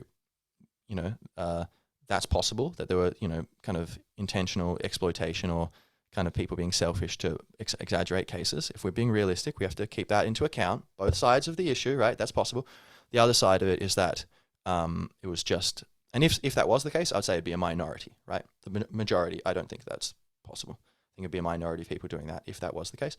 And then on the other side, like you could just say, no, it's just people, getting swept up with the information, going, exaggerating the cases accidentally, or unintentionally or unconsciously. So say we have the tests, false positives from the tests, and testing so many people en masse, so exaggerating the cases. You have the deaths being exaggerated because, it wasn't really mentioned. And like that, the death rate was actually this, because it was, that it was mostly, or that the demographics, it was mostly sick people and older people. That wasn't really mentioned. So exaggerated, even all these people have died, it kind of makes you think anyone could die from it, which is not true. It's mostly these older people or sicker people. Also, the way they counted the deaths was changed. So from the CDC in America, and I think the European equivalent, I think did the same. Not totally certain, but I believe they did. And around the world, I don't know. But I've heard people say that, but I don't know. But definitely in America, right? And yeah, so they changed the, and most things have been in sync globally with this. So that's why I would kind of lean towards thinking this was a global thing. They changed the counting way, which they'd never done before, so that if you died with COVID, instead of dying of COVID, they couldn't show that COVID killed you, but you died and you had it in the system, you were counted as a COVID death. That had never been done before with like the flu or anything else. Like you had the flu, but you died of a heart attack. It's put down as heart attack. You had the flu and you died of, I don't know, whatever it is. It was written down as the other thing. With COVID, that was changed. So that massively inflated the numbers. And that also wasn't mentioned. Now, were all the journalists who are the anchors who are, reading what's on the teleprompter, were they aware of this? I don't know. You'd think if they were doing their job, they should have been aware, right? The media. So, but maybe, who knows? Was that fear, or, people being afraid to step out of line with what the government was saying, or what? Is it a few people were I don't know, just narcissists and selfish and just wanted to make money off the situation, or bad people, and then that spreads, or who knows? But we know that there's all these irregularities in the way things were counted, and the media who we're meant to be relying on, they weren't telling us this. So that's also a problem. And what else with the cases? So that was the case numbers thing. Yeah. So I think that was the all for like how the cases were exaggerated, the number. Yeah. So now, and that was censored. I think people who were saying that were being censored by the social media, the tech giants, and people that wasn't being brought on TV. You weren't having people like saying that kind of thing aloud on TV. Majid Nawaz, who was a presenter, a radio presenter in the UK, he was talking about some sort of thing which is out of line with the mainstream narrative, and he was fired from his position. What was he talking about? I think he was questioning boosters, I think, and saying why like this thing is, if it's meant to work and it didn't work, then why are we doing it again? I think that was the case, but we'll get to that in a moment, like the vaccines. So so there was censorship, and people who are pointing out things like, here's some really crazy thing, which is well, before I mention that, is there anything simpler to mention? So you have the deaths, and who's dying. Yeah, okay. So yeah, really crazy is there's a thing before this all began called Event 201 I think it was in Baltimore. Is that like Johns Hopkins University, I think, which was from the very beginning keeping counts of all the live COVID case and deaths tracker thing. They were like at the center of this. It seemed like they got up and running really quickly compared to others. I think it was there. They had in late 2019, was it early 2019? Can't remember. They had a thing called Event 201 where basically they were simulating, believe it or not, a global pandemic where a virus, was it a virus? I think, had spread around the world, and governments had to act in coordination. Media had to all standardize their narrative and work together in order to kind of nudge and marshal and guide people to do what was required. Extreme restrictions, unprecedented restrictions on individual freedoms, all this kind of thing. And then there'd be, people, conspiracy theories, like people with crazy misinformation trying to get in the way, and they would need to be controlled kind of or managed. All of this kind of stuff, there was like a dry run kind of thing in like 2019. And it was like really funded by, it was like all these big players were involved. I think, I can't exactly remember the details, but I think like media companies were involved too. But like what's that all about? Is that a coincidence, or is this like someone knew this was happening? This is one reason why some people call it a plandemic or a scamdemic, that this was people setting this thing up for various reasons of profit and power. Governments get more power. You'd have to be naive to think, what do people want power for? Have you read a history book? People, like, there's a bunch of people who love power. Maybe not you, like, or maybe in some ways, normal people like power, better than being powerless, right? But there's a minority of us who are just like, that's all they think about. They love it, and it boosts their sense of self and fights off the fear of death or meaninglessness or whatever. So, and just in general, also people who are well-meaning often like have more power, because then it's easier to make your will, your benevolent will, actualize. So governments who are like, I know what to do, but unfortunately the people won't let me. Ooh, a bit more power I could help everyone. So even the road to hell being paved with good intentions, apart from pure corruption, as we already mentioned. So that potentially is an impetus to plan this and intentionally do it, even though it's a crazy idea. I'm not saying it's true. Again, just laying out the options on the table. There's no harm in being aware of these options. There's great harm of not being aware of them. The only harm of not being aware of these options would be if you didn't trust yourself to be able to know what's real. But if that's the case, I don't know, I don't think that makes sense actually, because you've got no choice. You have to trust yourself. Because if you don't trust yourself, you have to trust someone else. But how do you choose who to trust? It has to be your choice, right? So you have to cultivate your own trust in yourself and your own ability and to make good decisions and just roll with it. Do the best you can. Wing it, you know? So on one side, for the government, could be power and control, increased ability to regulate people, and enforce their programs or implement their programs. And in big corporations and billionaire class, make more money. And just in general, a bunch of people to make a lot of money.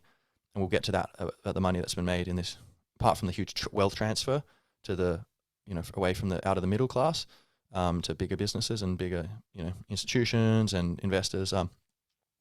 But some other money's been made as well. But so that's why some people have said, like, look, this is really fishy. Why were they having this planned thing there? That seems like they were setting it in motion, like whoever they is, like, that's kind of crazy. Like, but like, what's the alternative? I mean, like, okay, let's presume that seems to me, honestly, like, very fishy. But let's just presume that's not true, that it wasn't an intentional, planned, coordinated thing that then, among some people, if that was the case, it'd be a smaller number of people did that, and then they pretended to be surprised along with everyone else, and then all these other well-meaning people were like, "Oh my God," and then kind of just went with it and rolled, but it was seeded by a smaller group who intentionally set this in motion and pretended that it was natural. That would be that would be the logical, most reasonable possibility for that. You think, like a large amount of people being involved doesn't really make much sense, but a small number of people would be all you need. You could set something like that in motion, in theory. Okay, but on the other side, what could be the explanation otherwise? Some water might help me figure this out. You could say maybe there's just an increase of the number of viruses around the world, maybe, or I don't know, perhaps people are getting less healthy due to increasing detachment from nature, and maybe viruses are becoming more common as global health decreases. Although in some countries public health is increasing, actually developing world, a lot of places it is, but in the West it seems to be decreasing. Advanced countries seems to be decreasing in general health. So maybe it was that, and they were just aware of this, and they were thinking it's possible. And then it's just, maybe it's the universe messing with us, like putting this in 2019 just to make it, part of, confusing and make us think about it and learn. I don't know.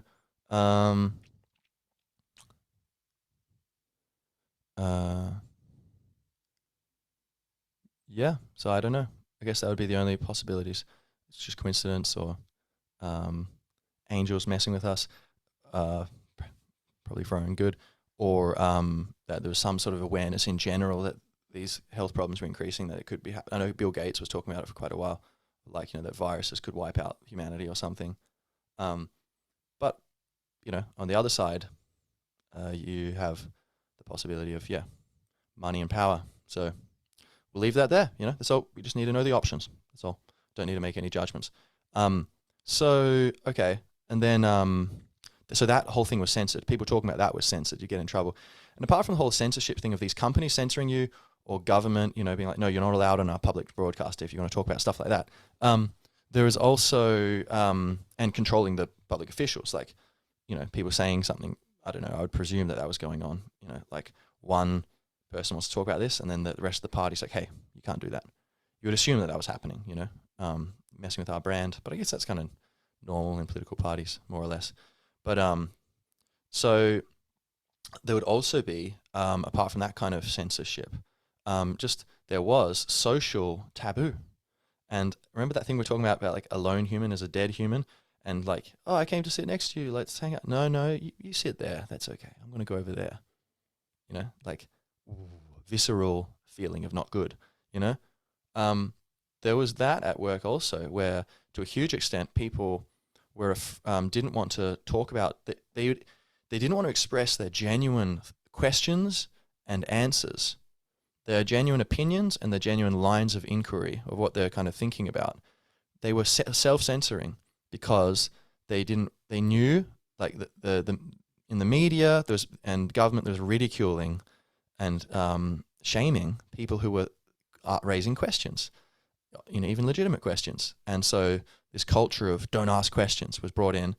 And so that these primal mechanisms of like, ooh, stick with the group kind of started to kick in all of us, I think. And So there's a lot of people who were like, well, they would have been offering questions and possibilities um, to the debate, which would have been healthy for the debate, and it wasn't happening. So we got this kind of death spiral thing of like, ants without a queen, or like kind of negative feedback loop, where like more and more it got tighter and tighter as less and less questions were raised, and got more and more dogmatic and like cultish.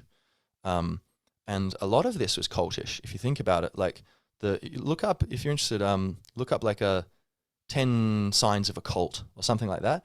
I once read some article, and a bunch of them are kind of pretty eerily similar here. You cutting off your connections with the outside world, right?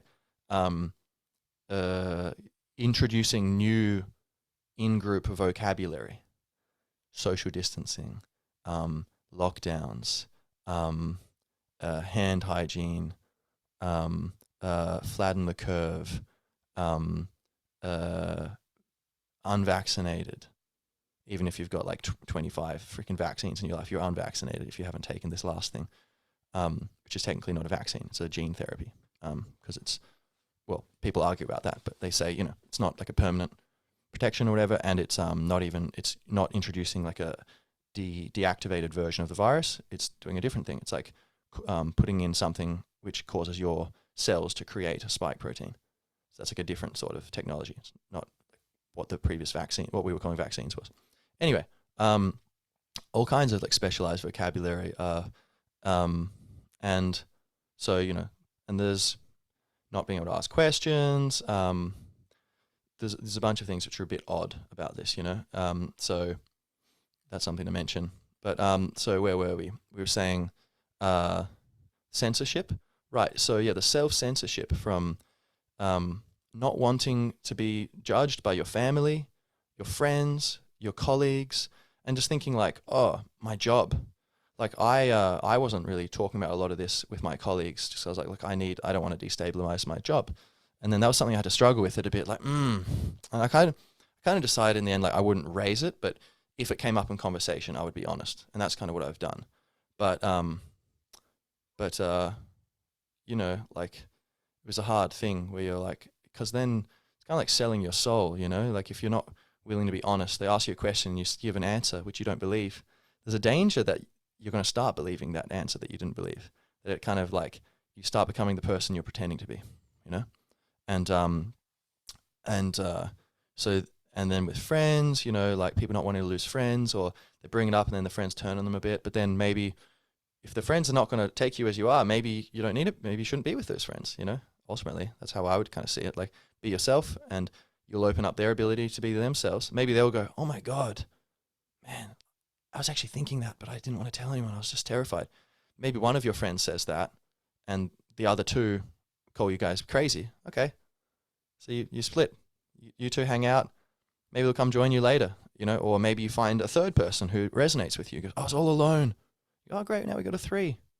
And the other people find another person who's like, oh, I was in my friend group, and all 5 of them believed in these conspiracy theories. I had to bail. Oh, great. You come with us. You can find new people, but like people who resonate with you, and you can communicate honestly and channel your goodwill honestly, So I think, but that was like thank God I met some friends kind of during the pandemic who were very on point with, or like, we kind of were able to agree on a lot of things. And it's not like agreeing is the main thing, but just people who are honest and about how they felt, and I was too. And then so that's very important, I think. So shout out to the mongrels from Fingerless. So let's see. Yeah, and so self-censorship there. And then so with your job, your friend circle, etc. Yes, and then also not just self-censorship, but just doing things that you don't feel are right. So not just about your speech, but compromising your right speech, but compromising your right action, doing things that you don't think you should be doing. For example, masks, as far as I'm aware, and I've done a fair bit of research about it, not so much recently, but like when it was more of a thing, I did a lot of research into it. And the independent experts, like who weren't like being paid by like the people who were enforcing these mandates to wear a mask, they were. I don't think I heard any, or maybe no. There's a few who said defended masks, but they never really had good reasons. They could never point to scientific research. Then you had all these other experts, the majority of them, these independent people who I came across, they were saying, like, these things, it doesn't make sense. There's no science behind it. The science we have suggests that they're a bad idea. Like, in general, people aren't breathing enough. Especially breathing into the lower third of your lungs is where 2/3 of the oxygen is absorbed. So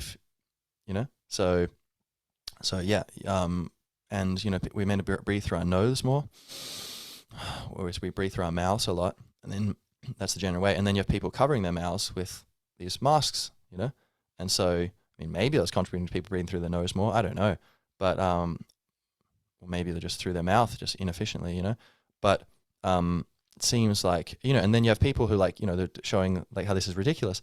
They're like, they put on a mask, and they've taken some smoke. Oh, no, I think there is like a cold morning in England or whatever. They put on the mask, or like 2 masks, and they just breathe out, and you just see this cloud pass right through the mask, So it's like, that's not stopping any. They're stopping very little gases flowing through there. The viruses are so small that they would be like the equivalent of erecting a chain link fence to try to stop mosquitoes. It just doesn't make any sense, right? The counter argument on the other side, they would say, well, to be fair, say that doesn't make sense. Well, okay. The other side would say, I think, that they are often contained in globules of like phlegm or like water or whatever, that they would be bigger, and so it might stop them getting through. But then they did studies of the masks, and I believe proper like N95 masks that work, they stop the virus getting through, I think. But other masks like did like diddly squat, like it was like something like 40% or 20% of the virus or whatever got stopped, and then a huge amount got out. But anyway, there was some study that said, or was it a study? I can't remember, but that people needed to be talking face to face with someone. Say an infected person would have to be face to face talking to you for 2 minutes right next to you for you to have a chance of getting infected by that way, apparently. But then how are people getting infected if that's true? I don't know. Was it just from being inside and sharing air, as we're all told, stay inside, and in hospitals? Maybe that's where it's happening. Maybe it wasn't really happening outside. There's also evidence that like UV light was killing the virus. So like outside in the daytime, people weren't actually getting infected. Look at all the huge Black Lives Matter protests, which were allowed, bizarrely. No protests or no public congregations allowed.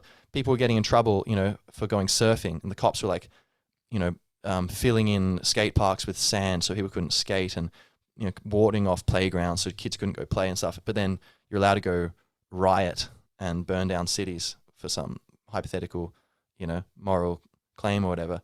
And there was no huge surge in cases after that.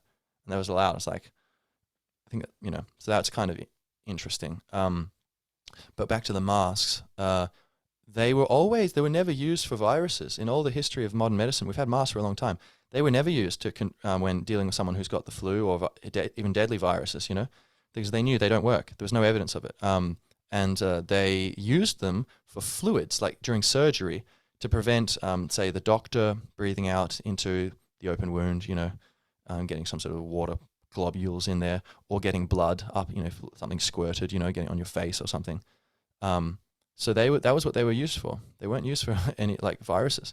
So then they were brought out, and even members of the WHO, someone said early on, probably, realized later they shouldn't have, but that they were a psychological thing, that they were being used to keep people calm and to help them feel that they were doing something useful.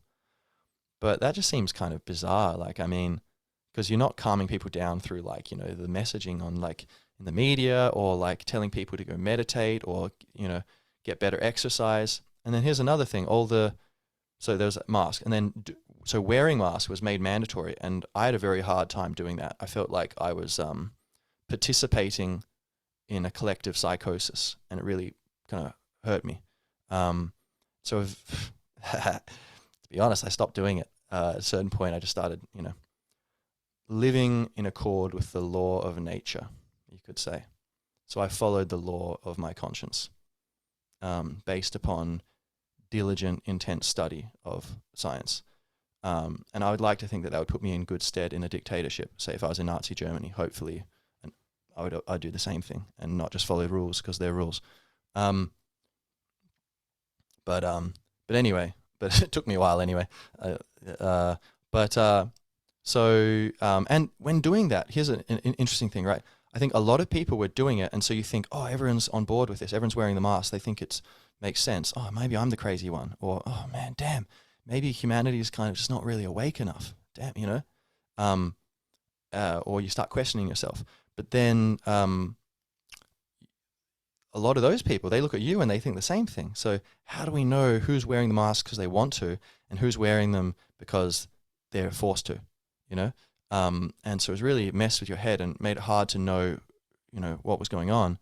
Almost a bit like 1984, you know, like who can you trust kind of thing, or no one's allowed to talk about, to voice their dissent. So you don't know how many people are dissenting, which prevents collaboration to kind of alter, not overthrow the government or something, but just to, you know, retune the public policy into line with rationality and science and what actually makes sense, rather than getting in some death spiral of cultish dogma, you know, which is what, you know, some people would say happened. Some people would say, no, we were just doing the best we could. But, you know, either way. But with the mask, like I remember from my personal experience thinking like you know, it wasn't a good idea. Seeing kids wearing them really broke my heart, because kids need, apart from the thing of play for the development, socializing and play, they, in order to, you know, learn how to set boundaries, learn how to work together and compete, all these kinds of things, social, you know, reading expression, each other's faces and emotional intelligence. So that was a big part. The masks got in the way of the reading faces. And so there'd be a little kid, and I'd make eye contact with the kid, I'd smile, hey, little guy, the world loves you. This is a world of love we're building, you know? Oh, wait, I've got a mask on, he can't see me smiling. Be like, you know, brutal. And, you know, children wearing them, and, you know, and just the symbolism of that. It's you're gagging yourself, you know? You're unable to speak, you know? I think unconsciously that symbolism resonates with all of us, you know? You know, so, you know, almost a blindfold, you know, almost as bad. But then say I would, for a while I was like, well, I would just stop wearing this. But then there were people around me, and I was like, look, even though I know I'm not putting them in danger by doing this, because I've read the science, and there's a bunch of very intelligent, knowledgeable experts who are saying this is not based on science. This is just a mistake, this whole thing. And basically it seems that's been borne out by evidence as far as I'm aware. So I was listening to the real experts, in my opinion. You know, if it worked, I definitely would have worn it happily. But the thing was that I knew it wasn't based on, from what I could tell, it wasn't right, you know. And you might disagree. That's fine. Like if someone wants to wear them, I wasn't judging them, you know. I was thinking, you know, okay, that's your choice, fair enough. But for me, you know, it felt like wrong, and it felt like I was violating my conscience and becoming a weaker person, and that I was I was a threat to civilization. I was a threat to humanity. I was a threat to my people.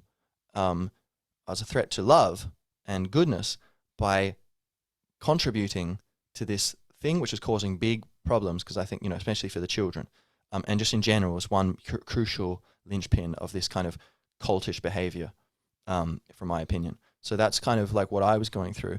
And then, but then when I'd think of like taking it off and not wearing it, I had to deal with, even though I knew or I believed that it wasn't hurting others, that they would think, many of them would think I was hurting them. And just that itself would be hurting them. I would hurt them because they would think that I was willing to hurt them. That would cause them anger or sadness or fear or disgust or whatever. And I didn't want to cause that for them. And I was like, but it's an illusion. They're just misunderstanding it. But the compassion in me wants to, maybe I'll just do it for them. But then I'm kind of hurting them because I'm making them think it's normal and making them think it's okay. So which way am I, you know, so there's this conundrum, you know. Then also I said I wasn't judging other people, but you notice I was judging them sometimes. Like I'd see them and go like, you know, and especially after once it became voluntary, you know, or at the beginning when it was voluntary, so, or maybe mandatory in some places, which I was resenting, but then voluntary in the street or whatever, and someone's wearing it, I would think like, well, there was like a thought that popped up like, oh, you're part of the problem, you're causing these problems for us all and for the children and all these terrible things. And but then they were looking at me and probably thinking the same thing because I wasn't wearing a mask. And so I'd be aware of that, like, okay, right. And like, well, we can't just be judging each other. So it would be like an internal kind of battle that I went through of like, and I think I did pretty well at it, but I don't know, definitely not perfectly, full disclosure, of like not judging other people and just being like, look, they've got a different point of view. Either they've been exposed to different information, or they've just got a different, maybe they have, but they just didn't believe in it or whatever, or maybe they've got some really serious health condition, so they just think, well, I'm just going to take the chance anyway and put it on just in case it's helpful, even though I'd think it's probably causing problems because you're lowering your absorption of oxygen. So that was this thing where and then in the end I would just kind of try to make overt displays of kindness to try to, so I wouldn't wear a mask. Like I wouldn't wear a mask on the bus, even though it was like, you have to wear a mask on the bus. That's the law. And I would go sit at the back where people could avoid me if they want. I'd have the windows open and I'd just sit there, just calmly. I'd read a book. I'd just be calm. And I try to just embody kindness, respect, and freedom, the culture that I thought we needed to see in the world. And so a lot of people would avoid me, stay close to the front. Other people wouldn't care. Maybe they would come closer. I would wear it getting on the bus just so they didn't, refuse me entry because I had places to go. And then getting off, occasionally there was a voiceover, just a reminder to wear masks on the bus, like, all right, I put it on. If they ask me to, a human asked me to, I'll do it for you, but not for some general, seemingly unscientific mandate thing that was enforced upon us without our consent. And then getting off the bus, I wouldn't wear them. And I would always make an effort to go, thank you to the bus driver. Thank you. And get off. Or passing people, anyone does something even slightly kind of nice, or like, allowing me to walk in front, I'd be like, thank you to someone who's wearing a mask, even though I'm not or whatever, even if it's in the street or something. So I would kind of go towards these small acts of trying to show, hey, I'm not wearing a mask, but that doesn't make you crazy, So that's kind of what I ended up kind of doing, I think, to try to balance things out. But anyway, the point being, this is just an example of some of the weird little psychological labyrinths I think we went through with COVID. I'm sure there's a bunch, other people have gone through that I'm not aware of, but that would be one that was kind of part of my journey, Now I mentioned people that who have health problems wearing the mask and that limiting their intake of oxygen. Oxygen is extremely important for health, and this leads me to something else which is very bizarre, is that we were told to stay inside. We all know what, helps to lower the spread, limit the spread. Stay inside, wash your hands. I don't believe there's any evidence for that, actually. Or actually, there might be some evidence of that, like for preventing these things. But it seems, as far as I'm aware, so some people would say, wash your hands and that prevents the virus spreading, whatever, with alcohol or soap or something. But then other experts were saying that it doesn't, it's respiratory, airborne. It doesn't, we realized, maybe 2021 or late 2020 or something, that it wasn't spreading on surfaces. It was just, airborne. But then we kept washing our hands and things. So it seemed kind of like, again, maybe this idea of like helping people, letting people think that these little rituals were helping keep them calm or something. I don't know. Or maybe there is some evidence for it being useful. I'm not sure. So hand washing, social distancing, right? Keeping a distance from people. What's that graffiti? Some graffiti. Someone said like social distancing. I think someone's put, like, was it anti-social distancing or something? I can't remember. There's some hilarious graffiti. I can't remember what it was somewhere. Anyway, but that wasn't very funny. So I think it was something else. Anyway, staying inside, etc. So wearing masks. So I was told, like, this is like, even if it helps a little bit, we need to do these things. But there's so many things. What's so bizarre is that there were so many things, low-hanging fruit, which would have been very helpful, which we were never told to do. For example, right? Sunshine, getting out, don't stay inside where viruses spread more easily. Get outside, get sunshine, that gives you vitamin D. Vitamin D is extremely important for your general health, specifically, also more particularly for your immune system. And even more specifically, there were studies done of COVID-19 patients where they, I think 90% of the deaths were people who were found to be extremely vitamin D deficient. And that it seemed that vitamin D, giving people huge amounts of vitamin D, made a big difference in preventing deaths. That also was connected to why there was, at least at some point, a greater rate of deaths among the African American community than the other, the white American community, quote unquote white, or whatever that means, European ancestry or whatever. Because seemingly, apart from potentially poverty and diet and stuff, there's higher rates of poverty among the African Americans. Apart from that, they hypothesized that because the vitamin, the greater amount of melanin in darker skin, if your ancestors were growing, developing in Africa, living in Africa, evolving, over time, that the skin evolved and adapted so to produce darker pigment, because that prevents too much sunlight getting in, and so you don't get cancers, right? It's really strong sun. Okay, so you have, your skin can absorb enough vitamin D without getting too much. Whereas in northern climates or whatever, like Norwegians or something, they're really, really pale because there's no sunlight in the north, and you're getting no vitamin D in winter, almost no vitamin D. So it's making these, pale solar panels, the skin, so it absorbs as much as possible, almost no melanin, right?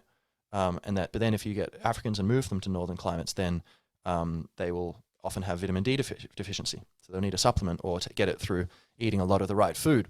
But that wasn't mentioned, vitamin D deficiency, which would be a huge way, more than hand washing or masks or whatever, that'd be a huge way to prevent the virus spreading. Because if people have very high vitamin D in their system, they're not going to be likely, even if they're exposed to the virus, they're not going to be likely to catch it.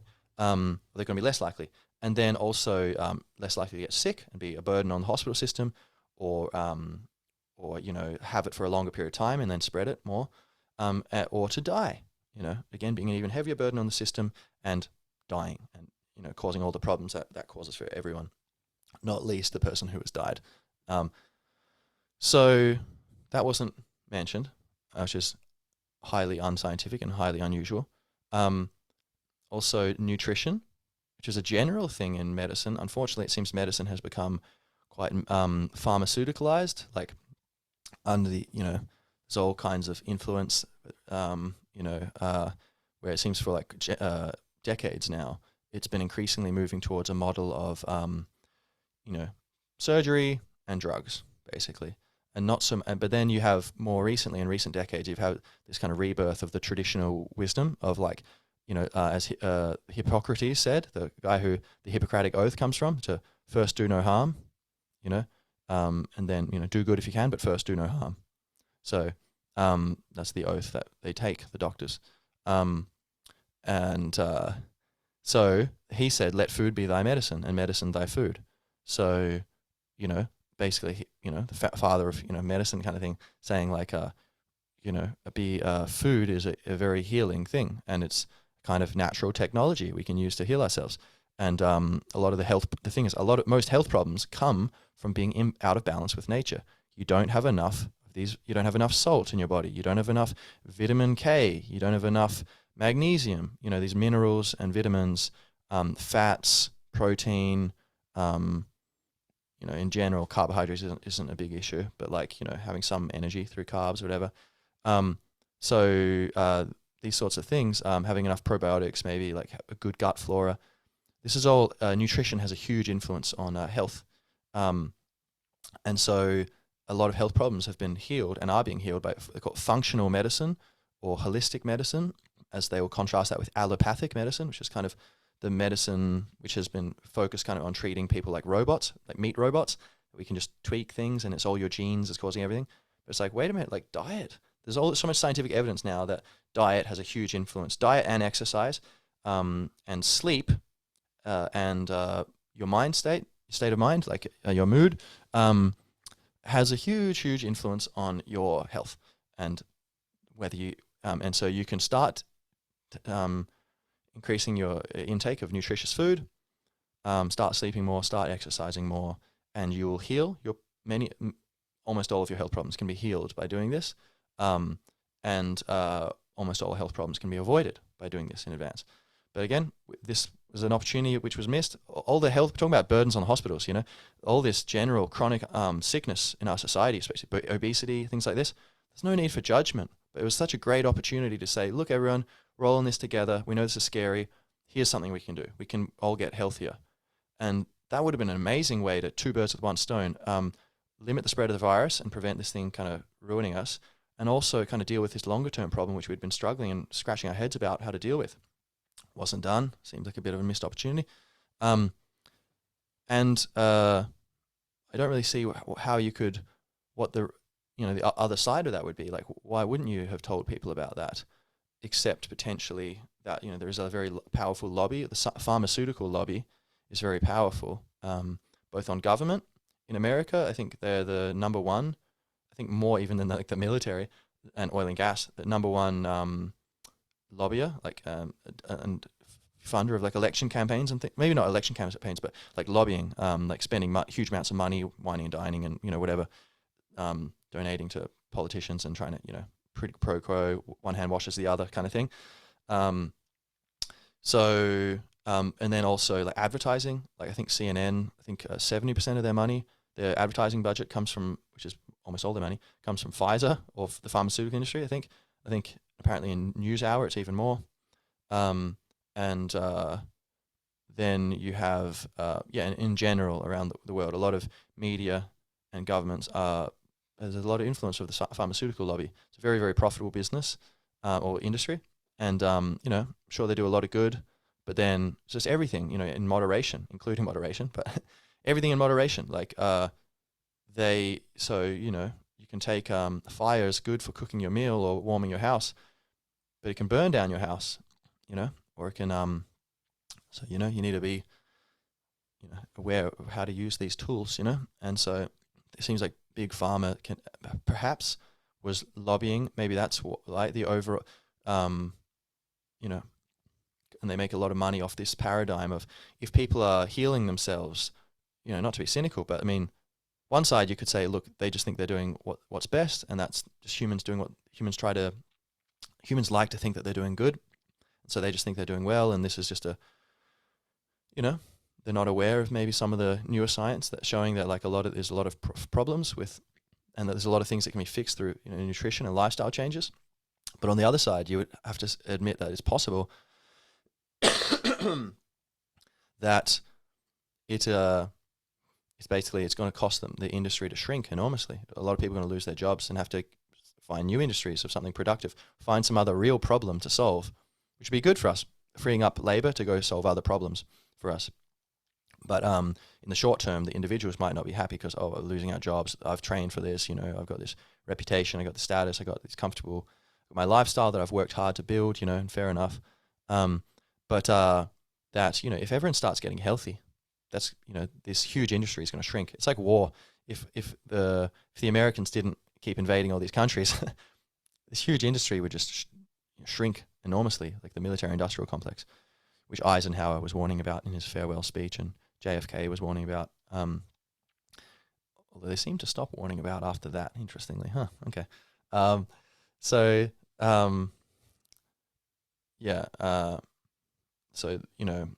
And Big Pharma, unfortunately, there is a track record of fraud, a lot of fraud, at least in America. The biggest fine ever paid in American history was from Pfizer, paying out, I think, more than $1 billion for intentionally lying to customers, fraud. There's Viax was one thing, I think, where it was some medication they knew was causing deaths, and they said, well, we'll make the costs of, I think it was that the costs of lawsuits was less than the profit they'd be making, so they just did it anyway. I think that's what it was. And they're not the only ones. There's a long checkered past in Big Pharma in America of, fraud, which potentially, who knows? But that is the case. So why wasn't diet and exercise all mentioned so much? Perhaps it's the influence of the pharmaceutical lobby. Maybe it's some other reason, more innocent. I don't know. now, so sleep, yeah. One night of bad sleep, I believe, lowers your T cell count. I don't know what that is, but something connected to your immune system by, I think, like 50% or something huge. And so, getting good sleep is essential for having a healthy immune system.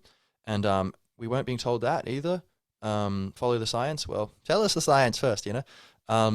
And so, like, and a lot of people watching the news or up on their phones, getting all this blue light straight into your eyes, which makes it harder to fall asleep. It suppresses the production of melatonin, which makes you sleepy and is very healthy. You know, people who are, for one, among other things, you know, rates of cancer are higher in night shift workers because they're sleeping during the day when there's light and you're not able to, brain doesn't produce as much melatonin, if any.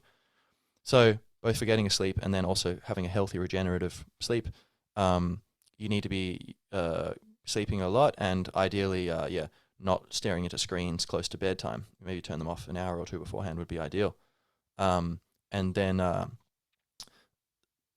but that would be one easy way we could have done as well. So we've got diet, exercise, also improving your immune system, and other things in general, even your brain, like very good for your cognitive health. And so then, and yes, the sleep. Then also, apart from the benefits of meditation and mindfulness and, you know, yoga, like for general health, which would enable your immune system's connected to your general health. So that would maybe less directly, but that should, you know, improve it. And, you know, lowering stress, lowers the, you know, chronic cortisol is not healthy for you. And if you're stressed all the time, you'll have chronic cortisol. You're in a sympathetic, your sympathetic nervous system is activated rather than your parasympathetic nervous system. So you're in like fight or flight mode when you're like stressed. So your blood flow increases to your extremities, your like limbs, so that you can run away basically or attack or whatever. But that takes away blood flow from your vital organs. And so that destabilizes your health. So if that's a kind of permanent state, then that's not healthy for you. You're in nature, there'd be animal to chase or run away from, and you'd have that sympathetic nervous arousal, and then it goes away when the situation's resolved, and you can regenerate. A lot of people weren't getting that peace, that regenerative phase of the parasympathetic nervous system. So mindfulness should have been encouraged more, I'd say. You know, ideally. Then also the Wim Hof method. So this brings us to oxygen, right? Wim Hof is the Iceman, his nickname. He's a Dutchman, and he's become famous all around the world. He's got people who are practicing his method all around the world now. I guess he originally came onto the stage largely through the Joe Rogan podcast. If you're interested, go watch the first podcast with him on the Joe Rogan Experience podcast. All his podcasts are great, but that one was really good, where Wim kind of, you know, laid out his method, and then he had one follow-up one, I think, where he kind of talked about some extra stuff. But basically, he's broken like 30 world records for all these crazy things. He's climbed up Mount Everest just in shorts and shoes, no shirt, no oxygen, nothing, and he's hung from a bridge in winter from one finger, like for like quite a while somehow. He's run a marathon both in the Arctic, above the Arctic Circle, again, shorts and shoes, nothing else, no water, and also in the Sahara Desert, a marathon in shorts and shoes, that's all. He has been injected with E. coli, and whereas all the volunteers got violently ill, he used his method, which I'm going to tell you about, to control his immune system, and he had no response. He was completely fine. He stayed in ice for almost 2 hours. I think it was an hour 57 minutes or something, with using his method to keep his core body temperature stable in a tub of ice, right? There's a bunch of things. The list is like, you know, there's a bunch of things he's done. So he was breaking all these world records, and so he came to the attention of scientists who were like, okay, let's figure out what's going on here, you know, prove or disprove it, whatever. And they found that actually it's totally legit, and they published a lot of things like, what's that University of, I can't remember the name, some university in the Netherlands that was like doing a lot of work with him. And a bunch of scientists around the world have been studying him and what he's done. And he always makes pains to say like anyone can do this. It's not just me. I'm not some X-Man. Like There's just a human thing you can do, and I've trained people to do it, and I can do it. Give me strangers, volunteers, I'll do it. So in these studies, like say the E. coli thing, he did the same thing. He trained them got some volunteers, they gave to him just random people or whatever, and within I think 10 days they were able to do the same thing. They were like, okay, we're ready, and they were exposed to it, and they were fine. So basically, just you're probably wondering, the method is basically breathing, cold exposure, and mindset, or you could say like willpower mindset. So it's kind of I don't quite understand that element as much, but it's some sort of probably harnessing the placebo effect, you would think, using the power of your mind, directing your mind properly to enhance your health. As we all know, every gold standard scientific study is based upon making sure it's not the placebo effect, because the placebo effect is where if your body thinks something's healing you, it will heal you to some extent. So you give people, in half the study, you give them a sugar pill, the other half you give them the real pill. Maybe the people with the sugar pill, they will, on average, heal more than nothing, which is crazy. It's like magic, because their body thinks they're being healed. And so maybe it's 10% improvement. But then if the real pill you give them only has a 10% improvement, it's just the placebo. There's no real effect from the pill. It's just like same as sugar. But if it's a 20% improvement, you go, aha, this drug is 10% effective. Or it improves 50%. Oh, great, the drug is 40% effective. Very good, So that's how they do gold standard science, right? So the mind does have this power to control the body somehow. It's really crazy, So that's probably what the willpower thing is, mindset. I'm not entirely sure.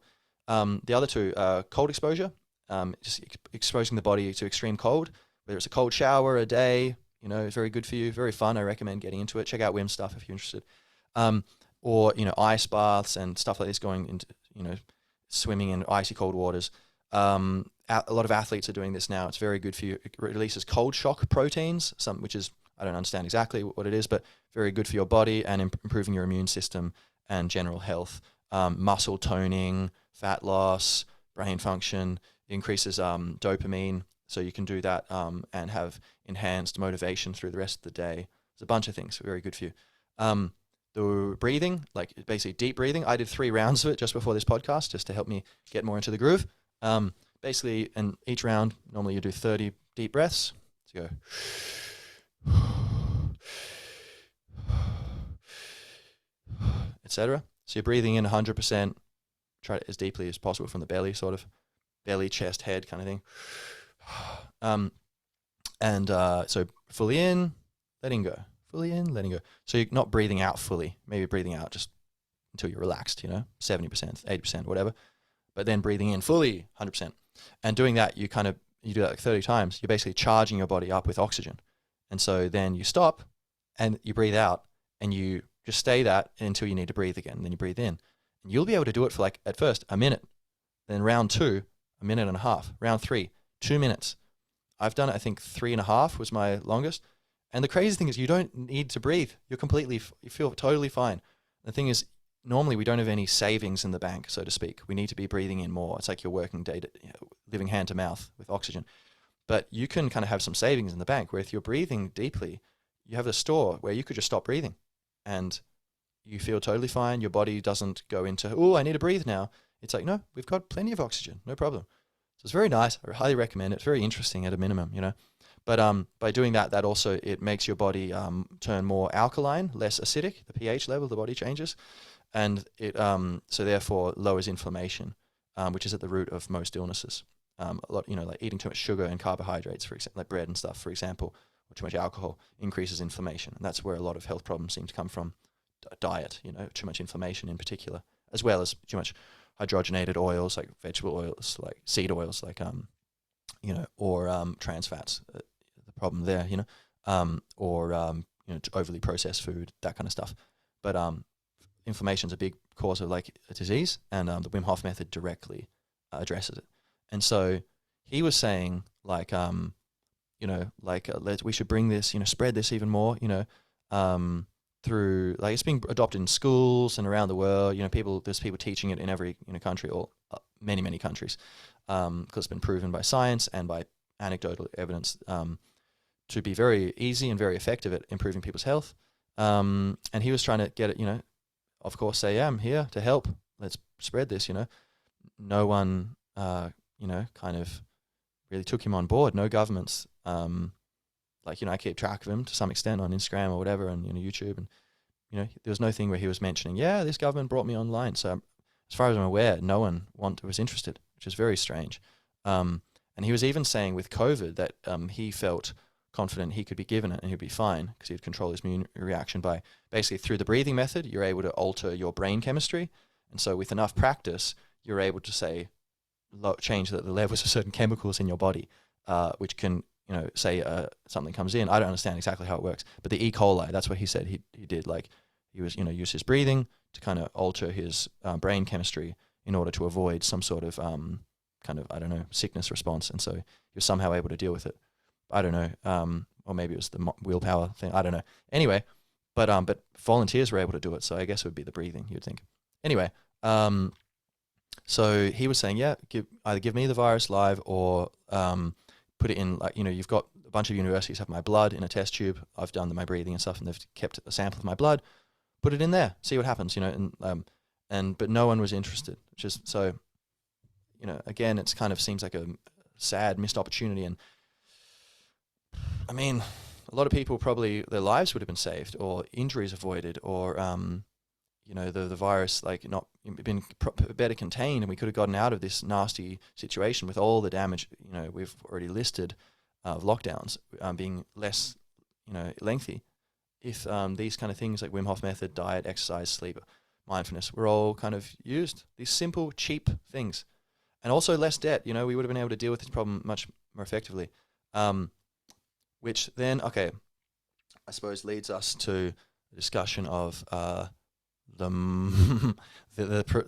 money, but also the solutions which were proposed and brought in post, the lockdowns, which basically revolved around vaccination.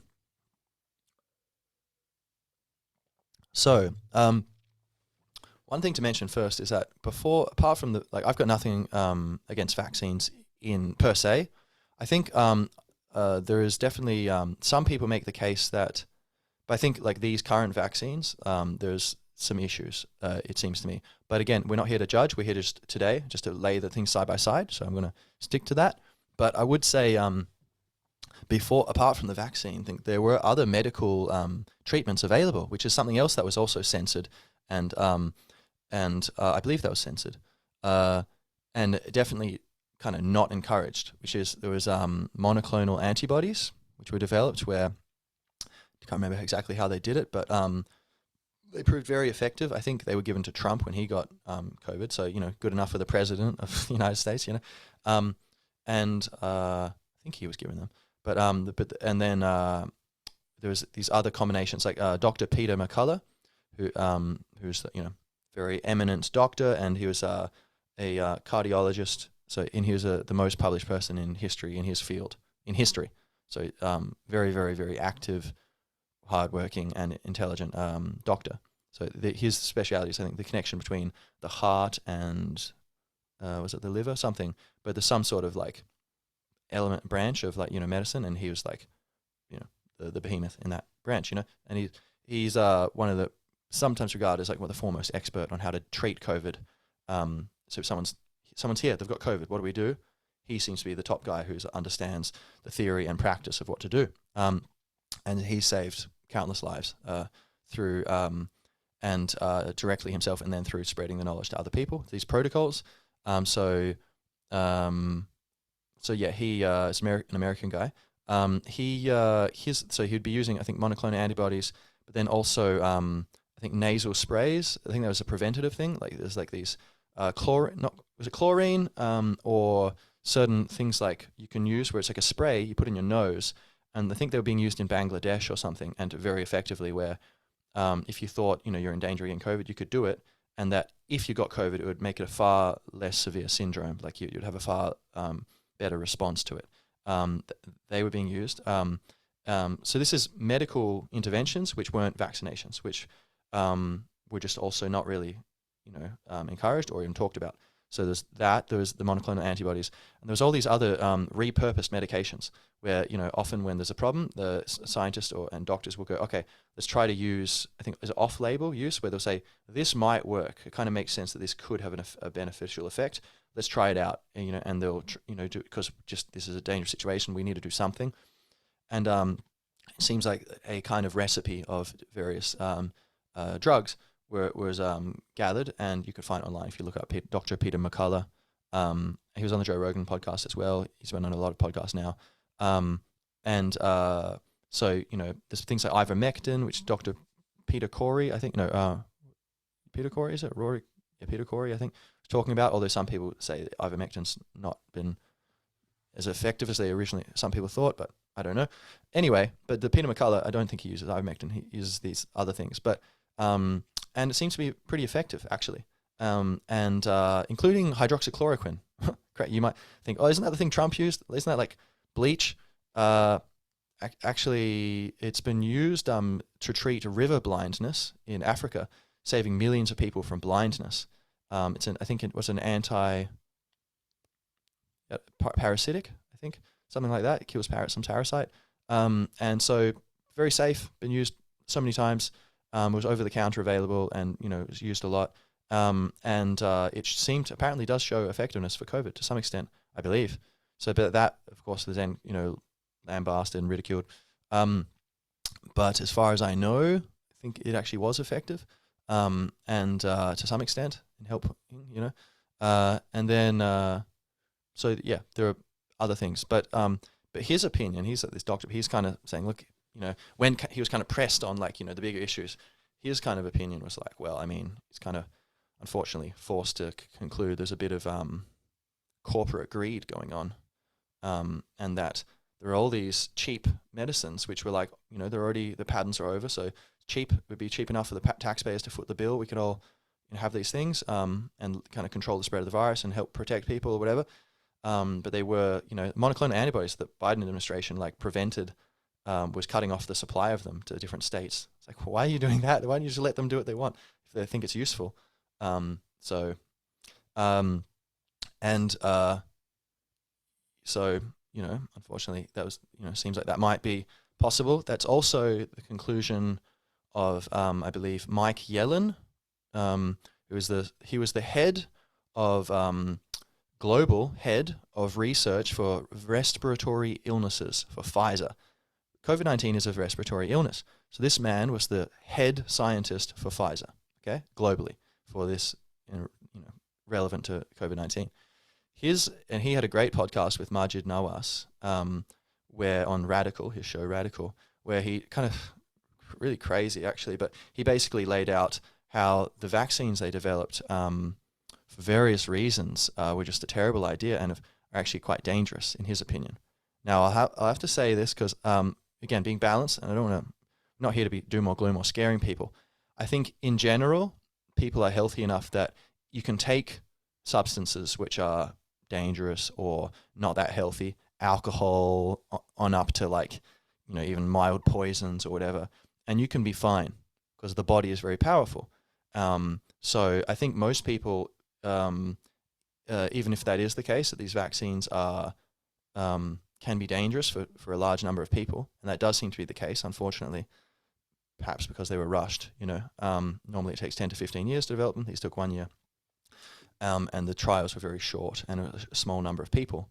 And there's problems with the trial data. Pfizer's been hiding the trial data. They tried to get it hidden for 75 years, and then a judge ordered them, no, you have to release it. And then they've been slowly releasing it, and it shows kind of some crazy things like, people dying in trials and things, and so they're trying to hide some of this information. So unfortunately, it looks like there is some funny business afoot. Nonetheless, just to make this point up front, if you've taken the vaccine, I don't think you need to be worried. It's like, if anything, that's the nocebo effect. That's likely to make you sick if you start worrying about, oh, am I sick? Am I sick? Instead, no, assume you're healthy. That's the placebo effect. You can use your mind to assure yourself that, I am healthy. That's what I often do, be like, the body is strong. I'll tell myself if I'm starting to get sick, the body is strong. And I find, I don't usually get sick very, very bad, so I think that helps. And, the placebo effect's a real thing, it's taken into account by gold standard scientific studies. So, and I think, but even if it is the case that this vaccine it's not for everyone that it causes problems. It's a minority. It seems to be a minority of people who have problems with it. The majority seem to be fine. But then you might say, well, there might be some longer term problems or smaller, less noticeable problems, right? But I think there's many things in our environment causing that. There's like the quality of our water. Like I filter my water with charcoal, bamboo charcoal sticks, like Kyoban, Japanese things. Whatever. That's my method of filtering. There's other ways of filtering water. There's the type of food you eat. There's all kinds of things where we're getting these negative health influences, and yet the body is strong. We're able to deal with it to some extent. So it's just doesn't need to be perfect, right? So, and you can't unvaccinate yourself. So if you're already vaccinated, I think some people will think they don't want to even consider that there could be some downside to it because they've already taken it. So like, well, ignorance is bliss. But I don't think ignorance is bliss. Wisdom is bliss. Consciousness is bliss. That's the truth, And but fear isn't bliss. But guess what? It's not ignorance or fear. There's consciousness and peace, peaceful consciousness. That's totally possible. Just stare deep into the blue of my shirt. So I forgive you if you're not able to, because you're listening to this and not able to see the beautiful sky blue of this very peaceful shirt. But be that as it may. So I think, it's like the fact is, if you've taken the vaccine, and if you have a health problem, then, of course, it's a great shame. But I think but for most people, like, it doesn't seem like they have problems, However, for those who do have problems, of course, can be pretty intense, not just because you got these problems, but because, there's that sense of betrayal of like, I was told that this was safe and effective, and then it seems like it's not really that effective. Like, that's why the boosters were needed. Like, they were effective, it seems, for a few months, and then the effectiveness of the vaccines plummets by like 50% or even 90%, I think, in one of them. Maybe not 90, but I think from 90% effective down to like 20 or 30% effective, one of them. And the others was like 80% effective, went down to 50%, something, I think it varies, right? Seems like the Johnson & Johnson one, which did cause blood clotting, I think, that has been like the least effective up front, but then the longest, most sustainably effective compared to the others, I think. But they all seem to have problems, and then none of them are perfect. That's why a vaccine's meant to be you take it and you're done, But these, or at least you take another in 10 years maybe, But like meant to be like long-term effective. But then which is the whole thing of like, why if this had been studied and there was no crisis, they would have tried it and gone, oh, we need another one 6 months later. Okay, no. We need a new recipe. This isn't working. And that's why, normally it takes 10 to 15 years, both to make sure it's effective and that it's safe. I think also on the safety front, this wouldn't have been approved because in older people, maybe it might be getting vaccinated might increase your chances of health, potentially. But then again, there are all these other treatments which weren't used. So I think perhaps we didn't need them. We could just use those treatments, which had a history of use and we knew the risks, not to mention health, diet, exercise, Wim Hof method, all these things.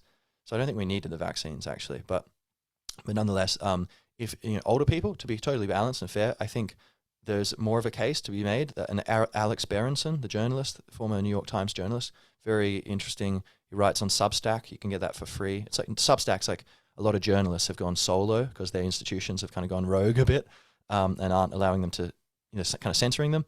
So there's a lot of like Barry Weiss is another New York Times journalist who's gone solo, and there's a bunch of journalists you can find on Substack.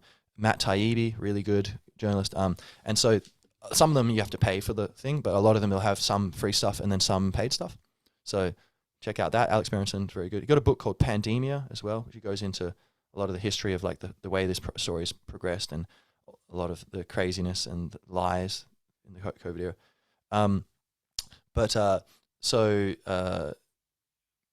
Yes. So where were we?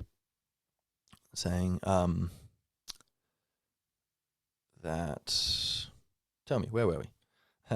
So we're saying, okay, the journalists, Substack. Isn't saying Alex Berenson. I was saying, Alex Berenson first. I was saying. So talked about. Oh yeah, right, very good. So he made the point that or the case that actually, to be fair, there for older people there's some sort of case of it may have helped overall reduce hospitalizations and deaths for them compared to the injuries from them. But he's saying that for younger people, for under 50, totally ineffective, he says, and that cause more harm than good, because a lot of especially young boys have been getting myocarditis, which is heart inflammation, and some of them had heart transplants, like 16-year-olds, because they got vaccinated. It seems soon after, So I'm not sure if you could say for certain, but it's that doesn't normally happen, and we know en masse it's causing heart inflammation, myocarditis. So there's that. There's fertility issues where many women, there's been a drop in the fertility rate in countries and it seems to have begun 9 months after mass vaccination began. And seems potentially sperm count and perhaps the women's side as well, because we know there have been widespread irregularities in menstrual cycles due to post-vaccination. The Orthodox Jewish community of Brooklyn, they actually, all the rabbis had some council, and they were all I believe they decided to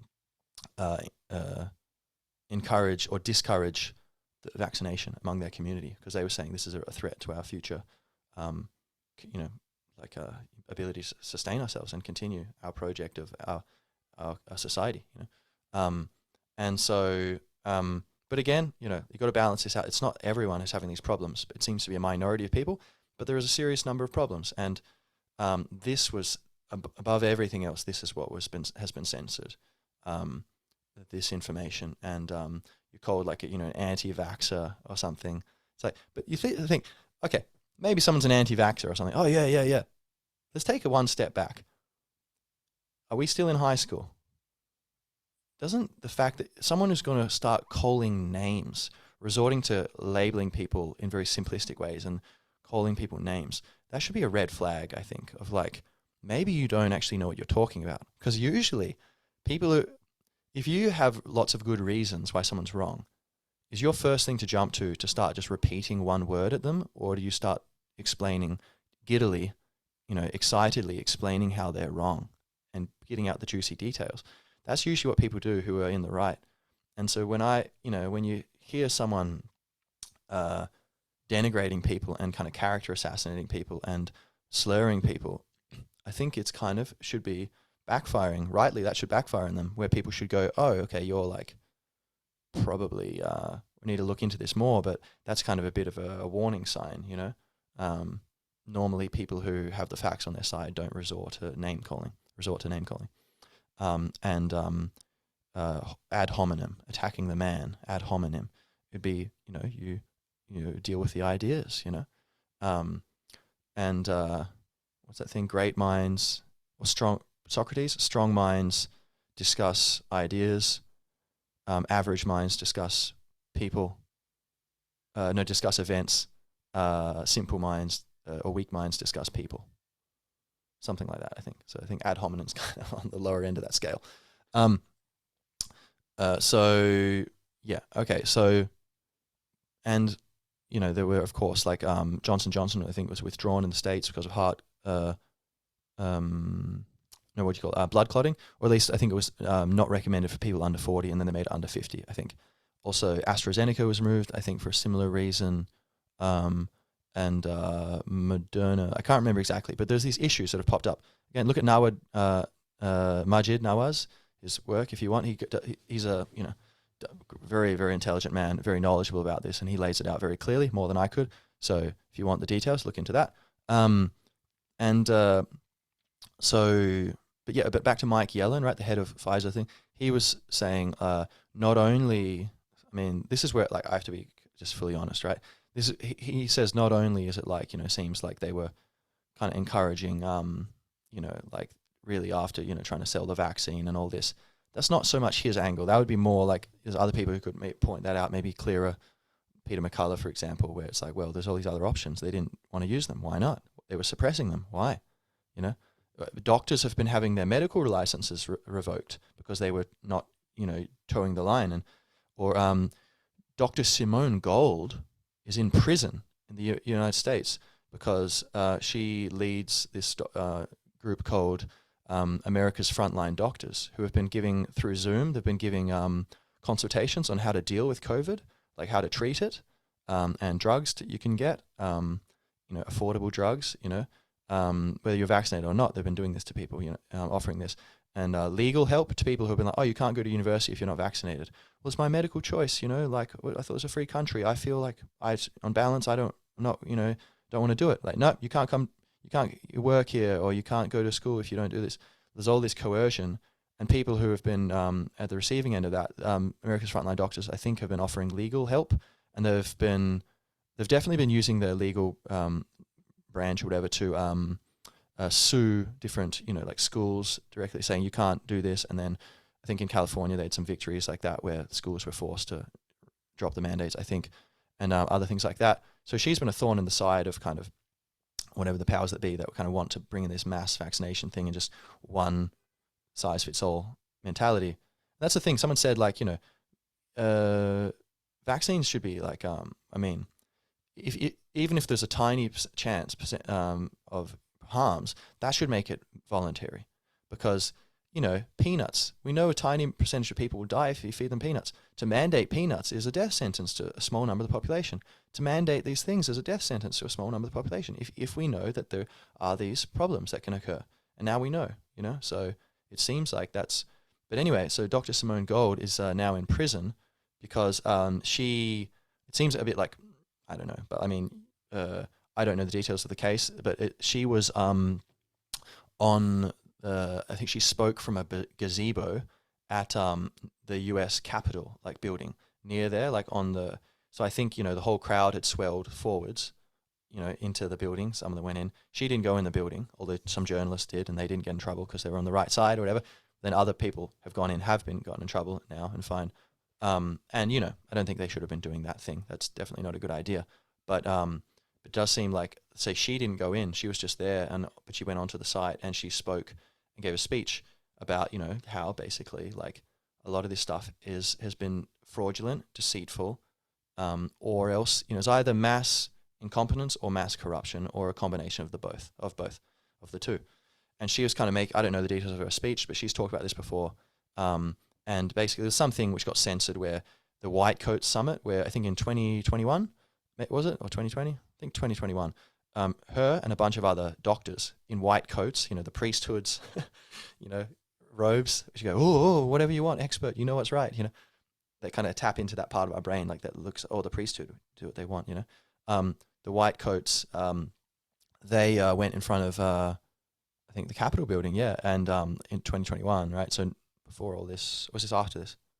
Yeah, and they basically did a live thing which was streamed onto the internet of like all these doctors reading out their credentials and then saying, I have big concerns with the quote unquote science that's being put forth by the government and the mainstream media and big tech and big pharma, and saying that actually, look, from their point of view, and again, I don't know that my intuition says that they're on the right side, but just in line with what we're doing today, I don't know that they're correct, right? But I feel like they are. But they were saying that it's been a dishonest narrative used for, and I don't know if they inferred this explicitly, but I think some of them did, that it's like corporate greed. There's greed and power, and then there's a kind of road to hell paved with good intentions and just ignorance and mistakes mixed in there. So you've got some people kind of intentionally taking advantage of the situation. Other people just accidentally, doing the wrong thing, but they think it's right. It's locked in an echo chamber or whatever. But that was their point of view, and that got censored and taken off the internet, or taken down. I think it was off YouTube. But then later on, or whenever she was at the Capitol thing, and so instead of fining her, she's also a lawyer and a doctor, and she says, according to her, it's highly unusual to put someone in prison because of this. So it seemed like she was being punished for like kind of encouraging this movement of questioning the mainstream on the topic of COVID. Anyway, so look, maybe she shouldn't have been there, and maybe the punishment is correct. Maybe those doctors don't know what they're talking about and spreading misinformation. I don't know. I think that seems unlikely based upon what I know. But I'll just lay that out there again, so we're all on the level. No need for judgment. We're just the whole point of this thing is like just laying everything out next to each other, right, is very useful. So, all right. What else there? So Mike, right? Okay, so Mike Yellen, head of research for Pfizer for respiratory illnesses. According to him, he's saying like the spike protein is the most toxic part of the virus, and so you would have, and it's the most similar to, it's quite similar, not very similar, but quite similar to many parts of human biology, like parts of the body, and it's there's a few other things he said, which is why the way they made the vaccines, in his opinion, was really bizarre and not going to be effective and likely to make it toxic and make it a big problem. And so then he kind of says, I think basically, pretty sure he basically says he thinks it was intentional. And I don't really know what to make of that, because that's a pretty wild thing. If Pfizer had intentionally made it toxic, why the hell would they do that? That seems kind of crazy. So, but just like, this is the thing, I have to say it just to be honest, So go look up that episode. His main thing is just discussing the science and, just to make it out there that, there is toxicity in these things. But then that is the thing he does say. He's like, unfortunately, I'm forced to conclude that it was intentional, because they had all these different teams doing it, and all the teams made the same. He's like, there's a mistake that no one would make. It's complete incompetence. No one would ever make those mistakes. There's several mistakes, like using something similar to the human, body, things already in the human body, because then the immune system might attack the body itself. And then also using the spike protein, which is very toxic. So usually you'd use a less toxic part of the virus, he was saying, I think. And there's a few things like that. So saying there's all these mistakes together, which is highly unusual that would happen at such a professional level. But then there's several teams doing it, and they all made the same mistake. He's like, that just makes me think this must be intentional. This must be malicious, some sort of crazy, for whatever reason, who knows. Now, that's pretty intense, even to me, and I have a pretty open mind, so we'll set that aside. That's just to know that's something, it's like the China thing. There's all these crazy things to be aware of. We don't need to make a conclusion, just to be aware of them is enough, I think, that some people think these, especially when they're respectable people like Mike Yellen, So, all right, what else? But yeah, and to reiterate, like, it seems like people who have been vaccinated and who have problems with it, health problems, or have been vaccinated and had no health problems, either way, it's important to be aware that there is good evidence that there is toxicity in these substances, and also that they're not very effective. So I'm not giving medical advice, but some people are saying, it's not a good idea to keep taking these things, that they've kind of been shown to be not getting bang for your buck, and that there's other ways to approach this. And so, but, I believe, in general, there's so many ways to improve our health, which are really easy and very satisfying. So that, just to balance that out there, like, it's not like you're doomed or something, or like, oh, you're half the people thinking the unvaccinated are like plague rats, and then the other half thinking the vaccinated are like about to get depopulated by, Bill Gates or something, and like they're all, about to turn into zombies any day now or something, or they're all like sullied and dirty because they've got this thing. That's all nonsense, right? We're all humans. There's all kinds of influences in our bodies, and many of my friends are vaccinated, and many of my friends aren't vaccinated, and it doesn't matter, really. I think live and let live. And the fact is, you could be vaccinated and have a bunch of health problems, and then just take command of your health and start, changing your diet, your exercise, doing the Wim Hof method, all these kinds of things. Some people even talk about ways to kind of counteract certain of the specific things that have come in from the virus. Because, for example, spike protein spreading all over the body, which was not meant to happen, but turns out that it kind of spread all over and it accumulates in the ovaries, accumulates in the brain sometimes. But it seems like that's like a thing that the body can flush out, but if you don't keep getting boosted, so the body can process these things. And there's a lot of things you can do to detox and to help your body clear out dead cells, etc. Like intermittent fasting, for example, where you eat just as much food as you normally do, but eat it in an 8-hour window. The other 16 hours of the day, so 8 hours when you're sleeping, say, and then 8 hours when you're awake, don't eat. Just drink water, and because your body's not digesting anything, it's got all this extra energy to do other things, and there's increased cell senescence, like clearing out of dead cells, So you can kind of improve your health that way. So if you have health problems, or if you're vaccinated and you're a bit worried, oh my God, this information's intense, you can start just taking care of your health more, and you're going to be more healthy than unvaccinated people who are just eating pizza and, drinking too much beer or whatever. So, I think none of this needs to be doom and gloom. So many paths. Everyone can be healthy. And that's the thing Wim always says. Everyone can be happy, healthy, and strong. And I think that makes sense. Maybe there's a small number of people who, like, certain problems you couldn't get over, if there's some sort of crazy rare genetic condition where something in your body is just not working. But like for the vast majority of people, I think, like we have this opportunity for health, and it's much easier than you might think. And perhaps some of the lower, no judgment again, but some of the lower impulses of primal emotions and tribalism might be allowing certain people to think that it's justifiable to kind of squash these effective healing modalities just because it helps their bottom line. And like, hey man, just business. It's not personal. Just like the kind of people who operate in the mafia, they're real, right? Some of them also operate in business. Those kinds of people, and so it seems like there could be some element of that. And they're still our brothers and sisters. They still deserve love. They're still normal people. I'm sure they still love their families, the family, but maybe not the other families as much. And then you have a bunch of other people who just like are doing their best, but maybe aren't always aware of what's right or wrong. Who is right? And so we have these situations where these we've got these a bunch of people have been 1 billion people have been given these vaccines, and it seems like there's good reason to think that a significant minority have died or been injured, serious injuries, whether it's strokes, myocarditis, a lot of football players suddenly dying on the field, and it's like Alex Berenson, like this journalist, and a bunch of other people have made the case that seems to be probably connected to this mass vaccination program. Again, not that most people are dying or getting hurt, but that especially with people who are really pushing their bodies to the limits, you will see a certain small minority where some of these crazy events will happen because some of these substances are more toxic than we realized. But again, positivity. It's all good. We can move forward with this, and be fine. So what else is there to mention, to be conscious of about the COVID era? So we kind of talked about the vaccines. Now they're bringing out, I think, some pill for COVID. I can't remember what it's called. So there's that, and then I think they're developing these other vaccine for like Omicron or whatever, like the variant that's, kind of an vaccine escape variant or whatever. Like the vaccines aren't effective against Omicron at all because it's too different.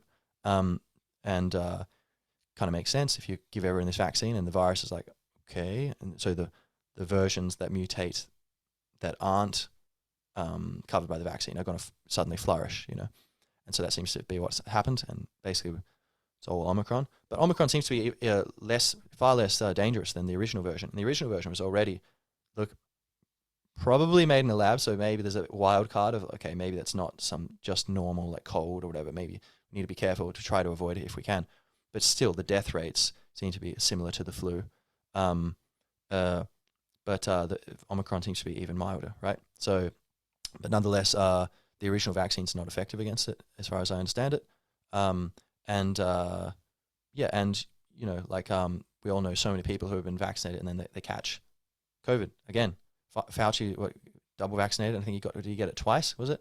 Or like Biden? All these people, But yeah, I mean, this seems to be a thing. But I think the future of it would be like there's these other drugs you can use, which Peter McCullough and his team and all those people are kind of putting forward, and then maybe this new drug would do something good. But in general, there's so many ways where I think look within for health. Like we don't need someone outside us, and that's been a big thing. I think that the COVID era has taught a lot of people is the need to be self-sufficient and the benefit and the lack of need to be kind of depending so much on others all the time, like just assuming people are telling you the truth. It's like that's not always the case, and it doesn't make you crazy to question whether other people are always telling you the truth or not. It's very healthy and it's normal, and that was another thing, the new normal. That was another of the cultish words, wasn't it? Yeah, and all right, so we got that. And I think, look, there's been kind of like, for example, in Ireland, because I'm not vaccinated, right? I thought, okay, it doesn't seem to make sense. From what I understand, these things are meant to take 10 to 15 years. There's been 1 year, just on that basis. Even if there's no, as I'm not into, I'm not, going to do it. And I just try to take care of my own health. So in general, I'm very healthy. Do exercise, I eat good food usually, uh, and so do my best to do that and be a friendly person, help people, be a respectful person, self-sufficient person, so that I can be a good influence on others, and we can we'll be healthy and strong and happy together, and we can be strong and fight off diseases or whatever. I don't need this vaccine. That was my thought. But for a long time here, apart from all the, there's a kind of vilification and demonization of the unvaccinated, like some second-class citizens. You're causing other people to die. Never mention that the people saying this aren't telling people about vitamin D and sleep and all these things. There's obvious hypocrisy there. But where you're saying you're causing deaths by not getting vaccinated. But if you get vaccinated, isn't the whole point that you're protected? I should get it because it's going to protect me. But then other people aren't protected if I don't get it? Explain that. That doesn't seem to make sense. Does it? Let me know in the comments. Does that make sense? I don't see how it does. But nonetheless, I think I try to just approach it with humor and go, okay, this is just the way it is, But there's all these kind of things where a lot of people I thought it was kind of nonsense, but I just took it because I wanted to get into the pub, and you had to have the vaccine to get into the pub. And a lot of people said things like this, or to travel. But I thought, for me, I just, I think, I'm going to stick by that principle, that my principles. But yeah, eventually. So that was a kind of another thing. A lot of people, I didn't have it that bad because my job wasn't wasn't threatened by it. But I say I wasn't able to travel or enter restaurants or pubs and things. But me and my friends would just play music outside the pubs and sing songs about the vaccine or whatever, just having fun, But I think, there's a lot of people who've been forced into taking it and then got injuries. Some people, again, minority of people, but and then other people who took it and then maybe it helps them. Maybe they're older people, maybe it helps them, stay healthy, But I think, I hope, we can kind of agree that maybe the way that all this went wasn't so balanced and wasn't so rational for whatever reason, and it wasn't so healthy the way we did it, and that whenever, if some other situation arises in the future, that we can kind of deal with it, the greater awareness of the need for individual liberty, the need for conversation and not censorship and tabooing things, but to keep information flowing, because a lot of people might implement these things thinking it's good, and they're just unaware that there's all this information being censored that they're not aware of. And then they might even tell the government might even tell like media to censor certain things because they think it's the right thing to do. But then they might realize that because they'd already been censoring the media a little bit, or the media had self-censored or whatever, that they were already missing something huge, which would make them change their mind, and they wouldn't say, yeah, censor that.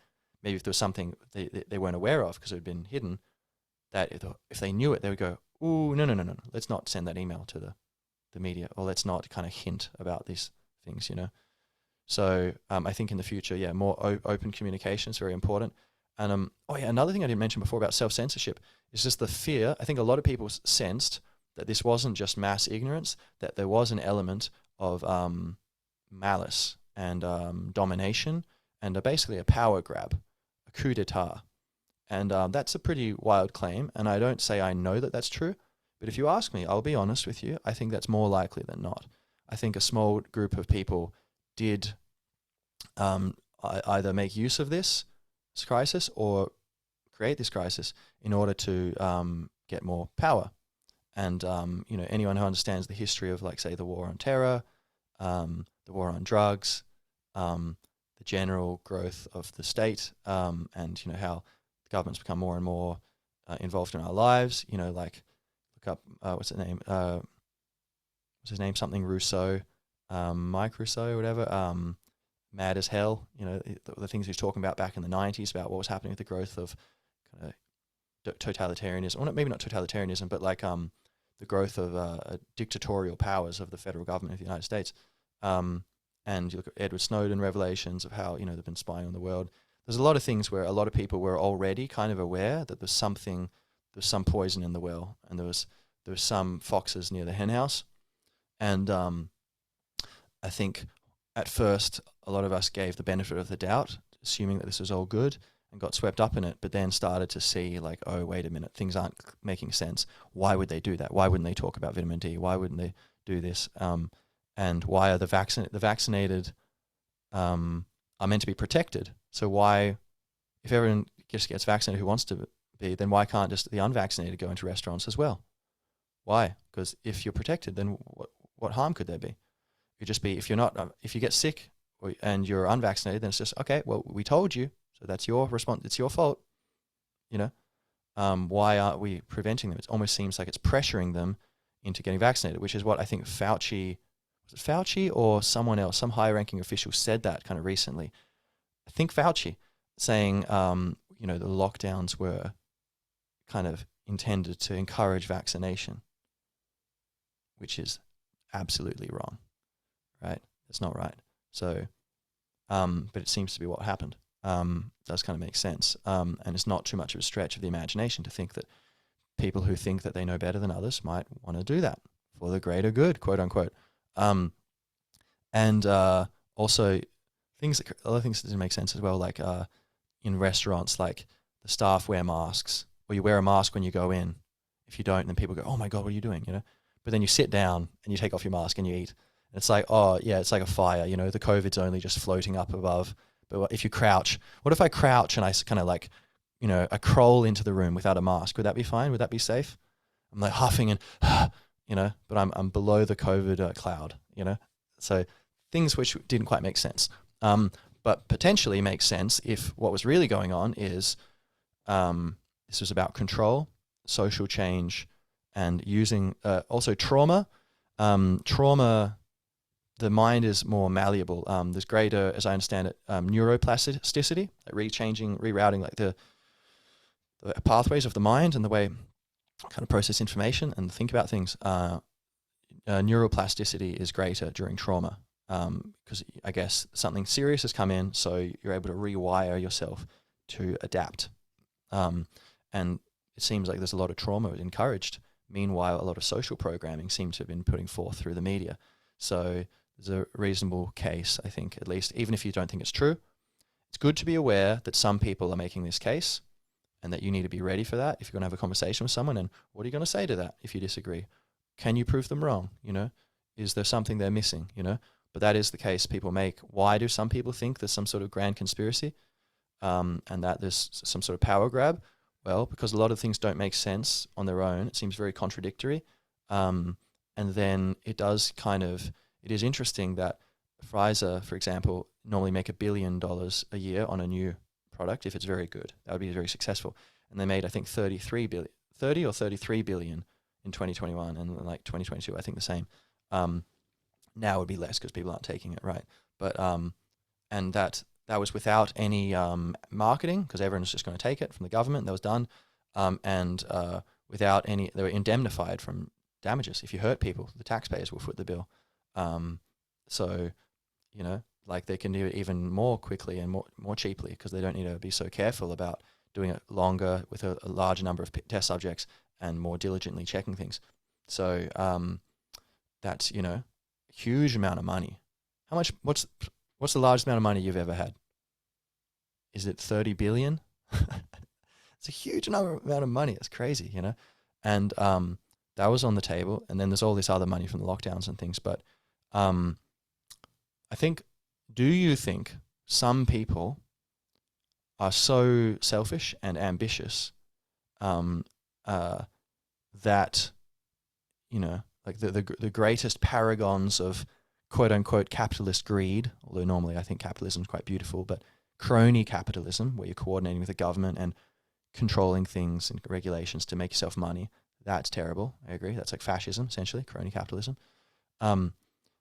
Marriage between big corporations and the state rather than fair competition on the open market, and people who don't want your services, they don't give you money, and that's that. But the greatest paragons of capitalist greed is, do you think there's people so selfish and ambitious that they would be willing to hurt millions of people in order to help themselves, their family, and their social circle? Or do you think those kinds of people aren't on the planet? Because if so, then where do all the wars come from?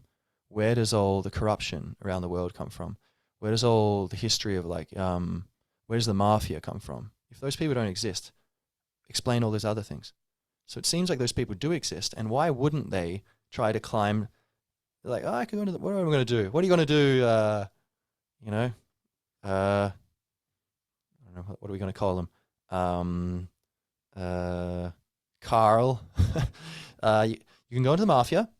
You could go into, government. You can go into big corporate world, but it's something where you're going to make a lot of money and power and influence, and have influence and status. What do you want to do? I think there's certain families and there's certain individuals who would be like aiming for just like power and money, and that's all they care about, And I think we should have compassion for those people, really, even if we need to take steps to defend ourselves and those we love and the world from them. Because those people, I think, only do that if they're deep down in such a state of disconnection from their soul and from love. And they're probably deep down terrified of death and terrified of not being enough, or maybe they're not terrified, but I don't know. I think probably, because I think you have to be in a dream state. If you're disconnected from love, I think you're not aware of who you are, and you're probably terrified that you are not real, or terrified that you're not who you think you are, or terrified you're not in control.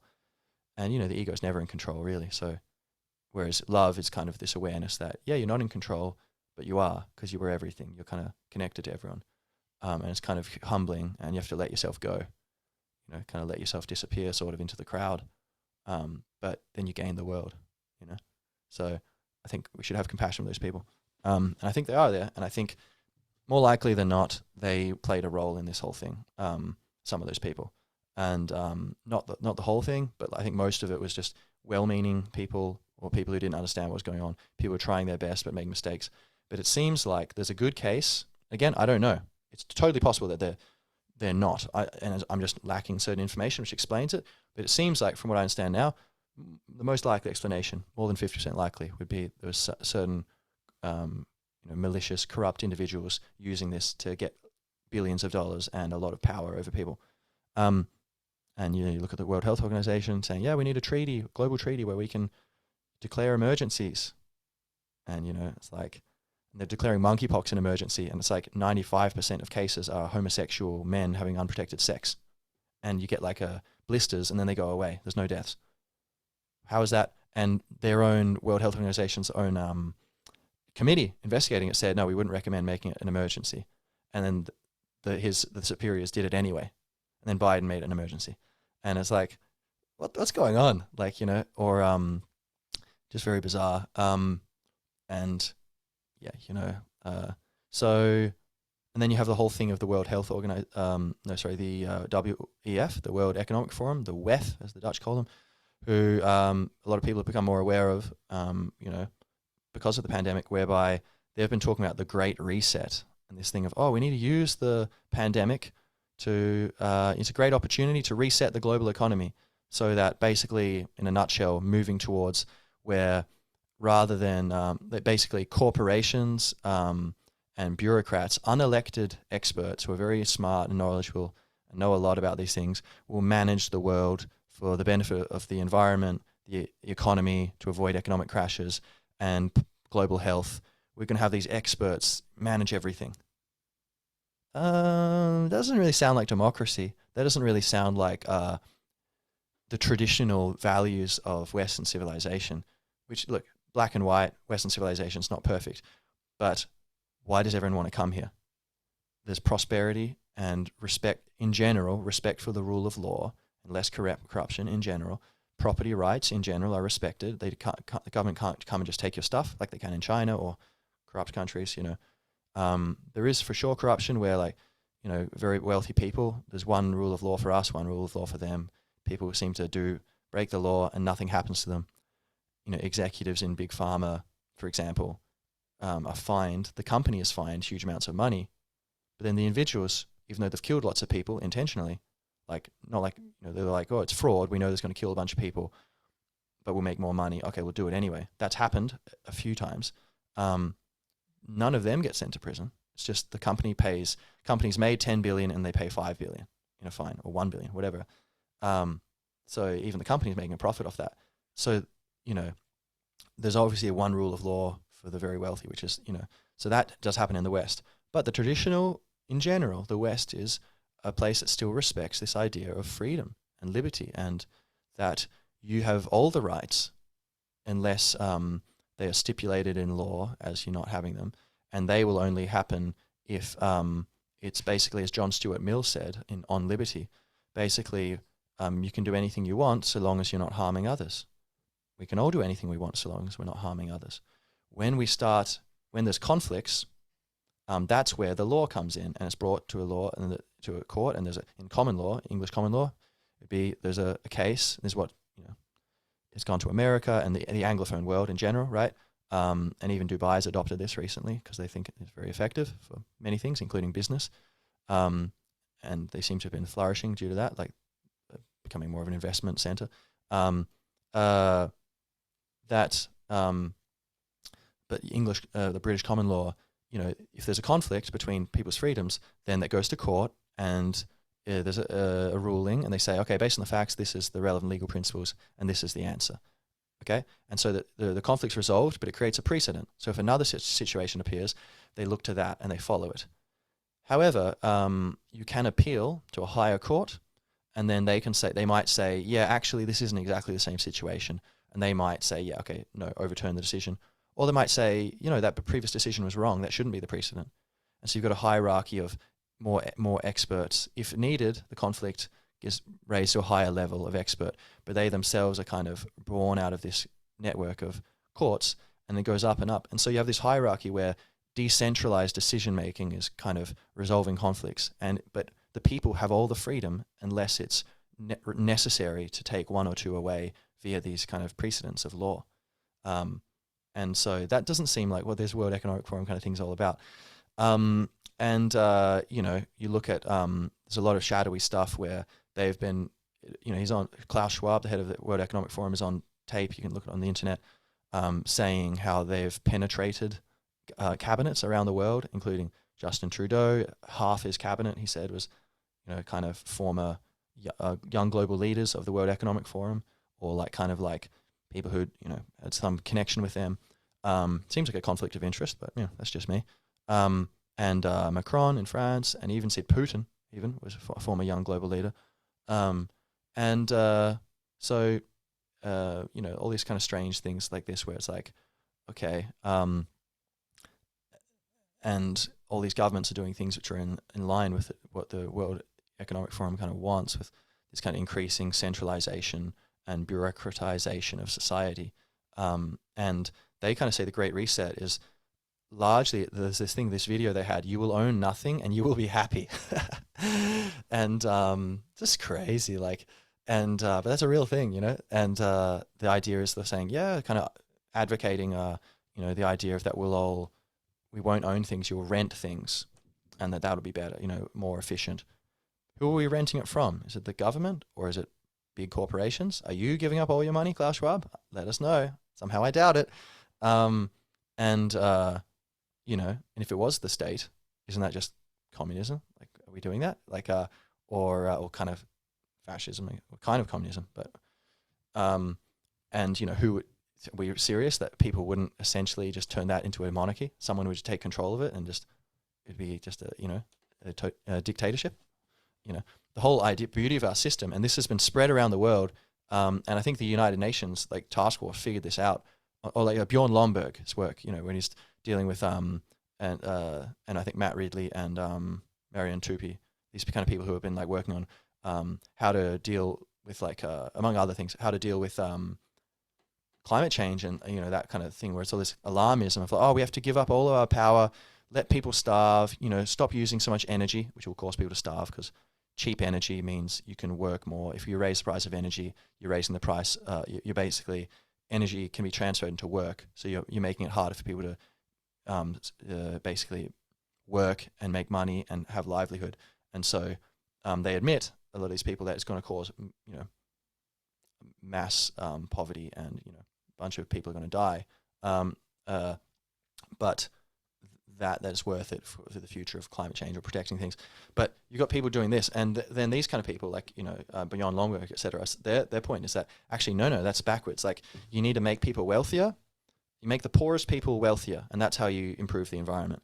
And that they'll stop burning plastic and burning wood and stuff, and like they'll be more efficient. And once they've got a basic level of financial independence, they'll start naturally. People start thinking about the environment more. Richer people think about the environment, which is why we're even talking about it.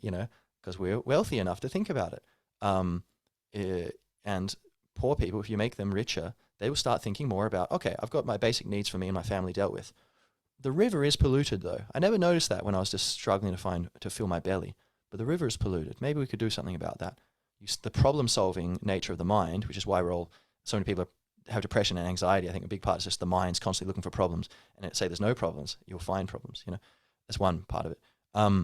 But then they'll start to take care of the environment. And this is what they found. Their research and the UN, like a research committee for the 2000 Millennium Goals, whatever, the progress report on that was kind of concluded that as well. I think that basically, like, childhood nutrition and just getting the poorest people wealthier, that is how you actually combat climate change, and not just climate change, but general ecological health for the planet. And so that's totally against what this World Economic Forum thing is all about. And I won't go into detail there, but that's something where people kind of think, okay, was that part of the impetus for this thing? Was this kind of encouraged or created for some sort of societal shift by people who felt that maybe by their own stated goals, they clearly believe that experts are better at running the world? So would those kind of people be willing to create some sort of necessary crisis in order to bring that in? I don't know. I don't know that it's impossible, though. Do you? Let's set them both there. There's two sides. Some people would say, no, they're just trying to look at like a way to improve the world. And, there's been this crisis and they think there's a way. Innocent enough, The Dutch farmers who are being targeted by, and there's mass protests in the Netherlands and in many countries now, I think in Spain and Italy and France also, and, there's all kinds of protests expanding now. But like in the Netherlands, a bunch of farmers, and they're the second most, I won't go into detail, but the second most productive country in the world of agriculture, of food for the world, and they're a tiny country. It's crazy. A lot of them are being uprooted, and people are trying to get them off, the government's trying to kick them off the land, basically, saying, you contribute too much to climate change. But meanwhile, they're providing all this food, which we just said, making people wealthier, helping people grow. That's what really fixes the planet, the health. They're trying to get some of the most efficient farmers off the land. And the Prime Minister is like a protege of Klaus Schwab. He's from this World Economic Forum kind of milieu. So it seems like there's kind of this cloak and dagger thing's going on. Now, again, I confess my ignorance. I don't know what's going on. But this is something to mention, something you should be aware of, something it would be remiss of me not to mention in the context of this COVID and consciousness thing. This crisis, where did it come from? Where is it going?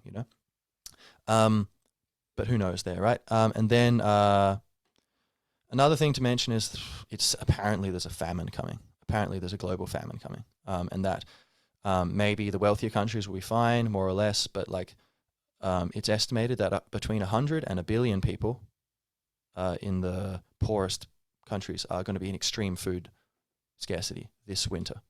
And a lot of them are going to die. And that I don't know if that's true, but that's what I've heard from several people who seem to be experts. And so, and seemingly, where has this come from? Given that we're more productive than ever, as like Marion Tupi's work has shown, like famines, he was saying in a podcast last year or something, should be, just the thing where the problem will be obesity, more like, rather than famines won't be a thing. But famines come when governments make terrible decisions. So we have both the COVID thing, the lockdowns cause incredible supply chain disruptions. Another reason about self-sufficiency, even nationally, being self-sufficient from say China, needing to get us stuff from there. If we can manufacture stuff ourselves, we need to do that more to some extent for sure. But then also personally self-sufficient. But back to this. So supply chain disruptions cause massive increases in prices, harder to get things, and then and there's still massive backlogs in all the ports around the world, and so big problem. And so that seems to be disrupting the food situation, but then also, and a lot of the production in countries where a lot of the food production was hampered by the COVID thing, and then also you have the war in Ukraine, where they produce a huge amount of wheat and agricultural output, and Russia also, and Russia produces a huge amount of fertilizers that are needed all around the world. And so because of the war, either things aren't being made or they're not being traded because of there's these sanctions and things. And so it seems like there is some huge food crisis coming. So not to scare you, but that seems to be a thing that's coming, and it seems to be partly the result of like all these supply chain problems which began with COVID, and not really with COVID, but with the lockdowns, another effect of that. And then you could even say the war. I mean, so much tension. I really intuitively, I don't know, but I wonder, like, I feel like perhaps the war in Ukraine and like these massive riots in America, things like this, it is people at the end of the day. It all comes down to one person making a decision. Do I sign do I sign the order? Do I give the order? Whatever. Whether that's Putin telling people to go to war, or whether it's smaller people going, do we move into this area or not? There might be civilians there. Do we do it? Or it's all people, just like you and me, human beings, babies who grew up.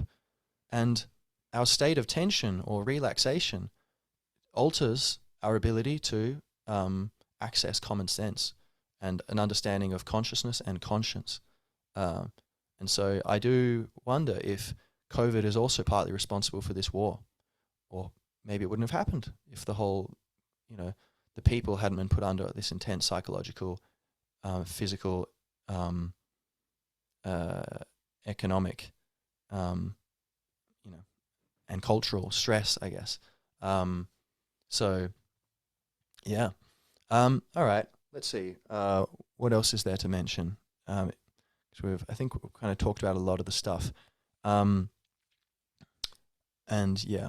So I guess that would be, that's a lot. I think we've gone through, but I hope I've been able to provide, fairly balanced perspective. Obviously I have my opinions, okay, but I'm trying to keep out of my own way. Yeah. And just provide both sides of it, because I understand that not everyone thinks like me, and I don't want everyone to think like me. I think it's good, just like in a friend group, it's good if everyone's not a clone of each other. If everyone's a bit different, and then you can kind of draw out different aspects of each other and kind of create the whole is greater than the sum of its parts.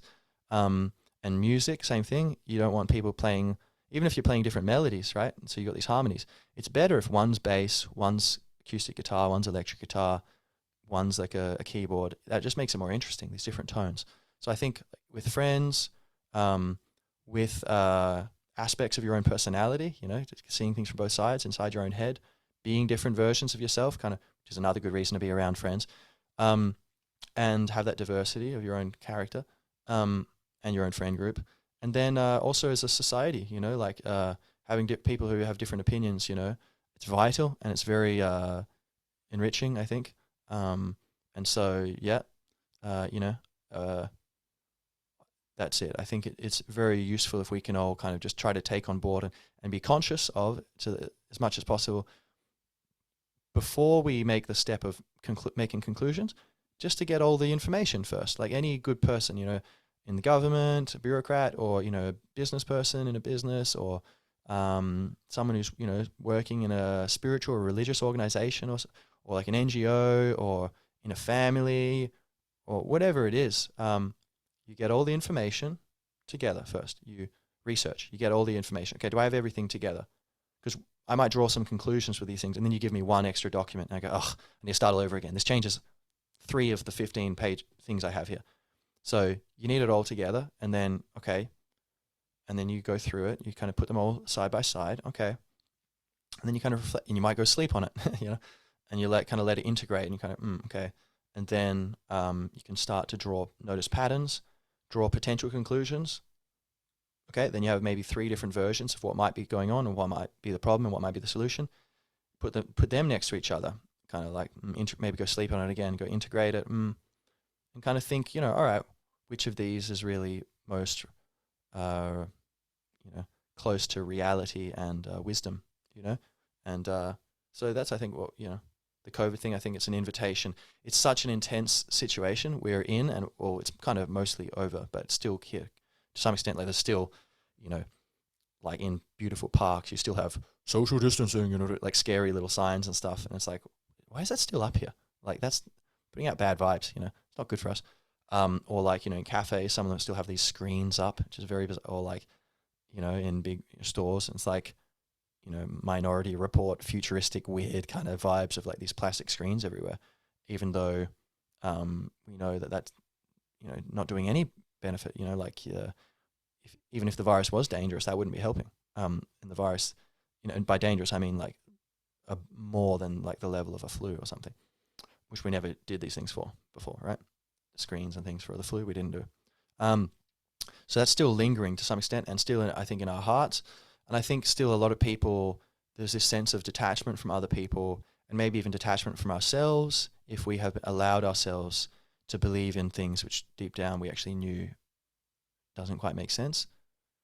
But for various reasons, for love of other people, maybe, wanted to keep a relationship with people, or for fear of people, for people pleasing, for admiration for certain people and wanting to fit in with them because you think they're cool, but maybe they're just wrong on this thing, but you didn't allow yourself to see it. All kinds of reasons we might be out of touch with our intuition and what we deep down know. And so I think that's here, and with people interactions. So I think that lives on, and that's something we are kind of still processing. But and a lot of the governments, I think, still have the powers, the emergency powers that they were given, and definitely the kind of precedent has been set. So it's always, I think a lot of people are still kind of aware, like looking over their shoulder, like, is something else coming down the pipeline? More authoritarianism. And so I think, it's one reason to maybe resist any attempts, become educated about and resist any attempts to curtail our freedoms in the name of some utopian protecting the planet or something, or improving corporations or whatever through some sort of central planning, unelected bureaucrat nightmare, which actually is going to make a bunch of the poorest people poorer and then destroy, further damage the environment and cause more of a crackdown and just unnecessary, insane conflict, rather than just expanding freedom and free markets to increase prosperity and peace, and thereby lifting up the poorest people, and thereby making people more conscious, and thereby healing the planet naturally. So yeah. So I think this, like, COVID, at the end of the day, to bring this to a close, it's like it's been an invitation to consciousness, I think. Thank you. And good luck being you. And I'll talk to you soon.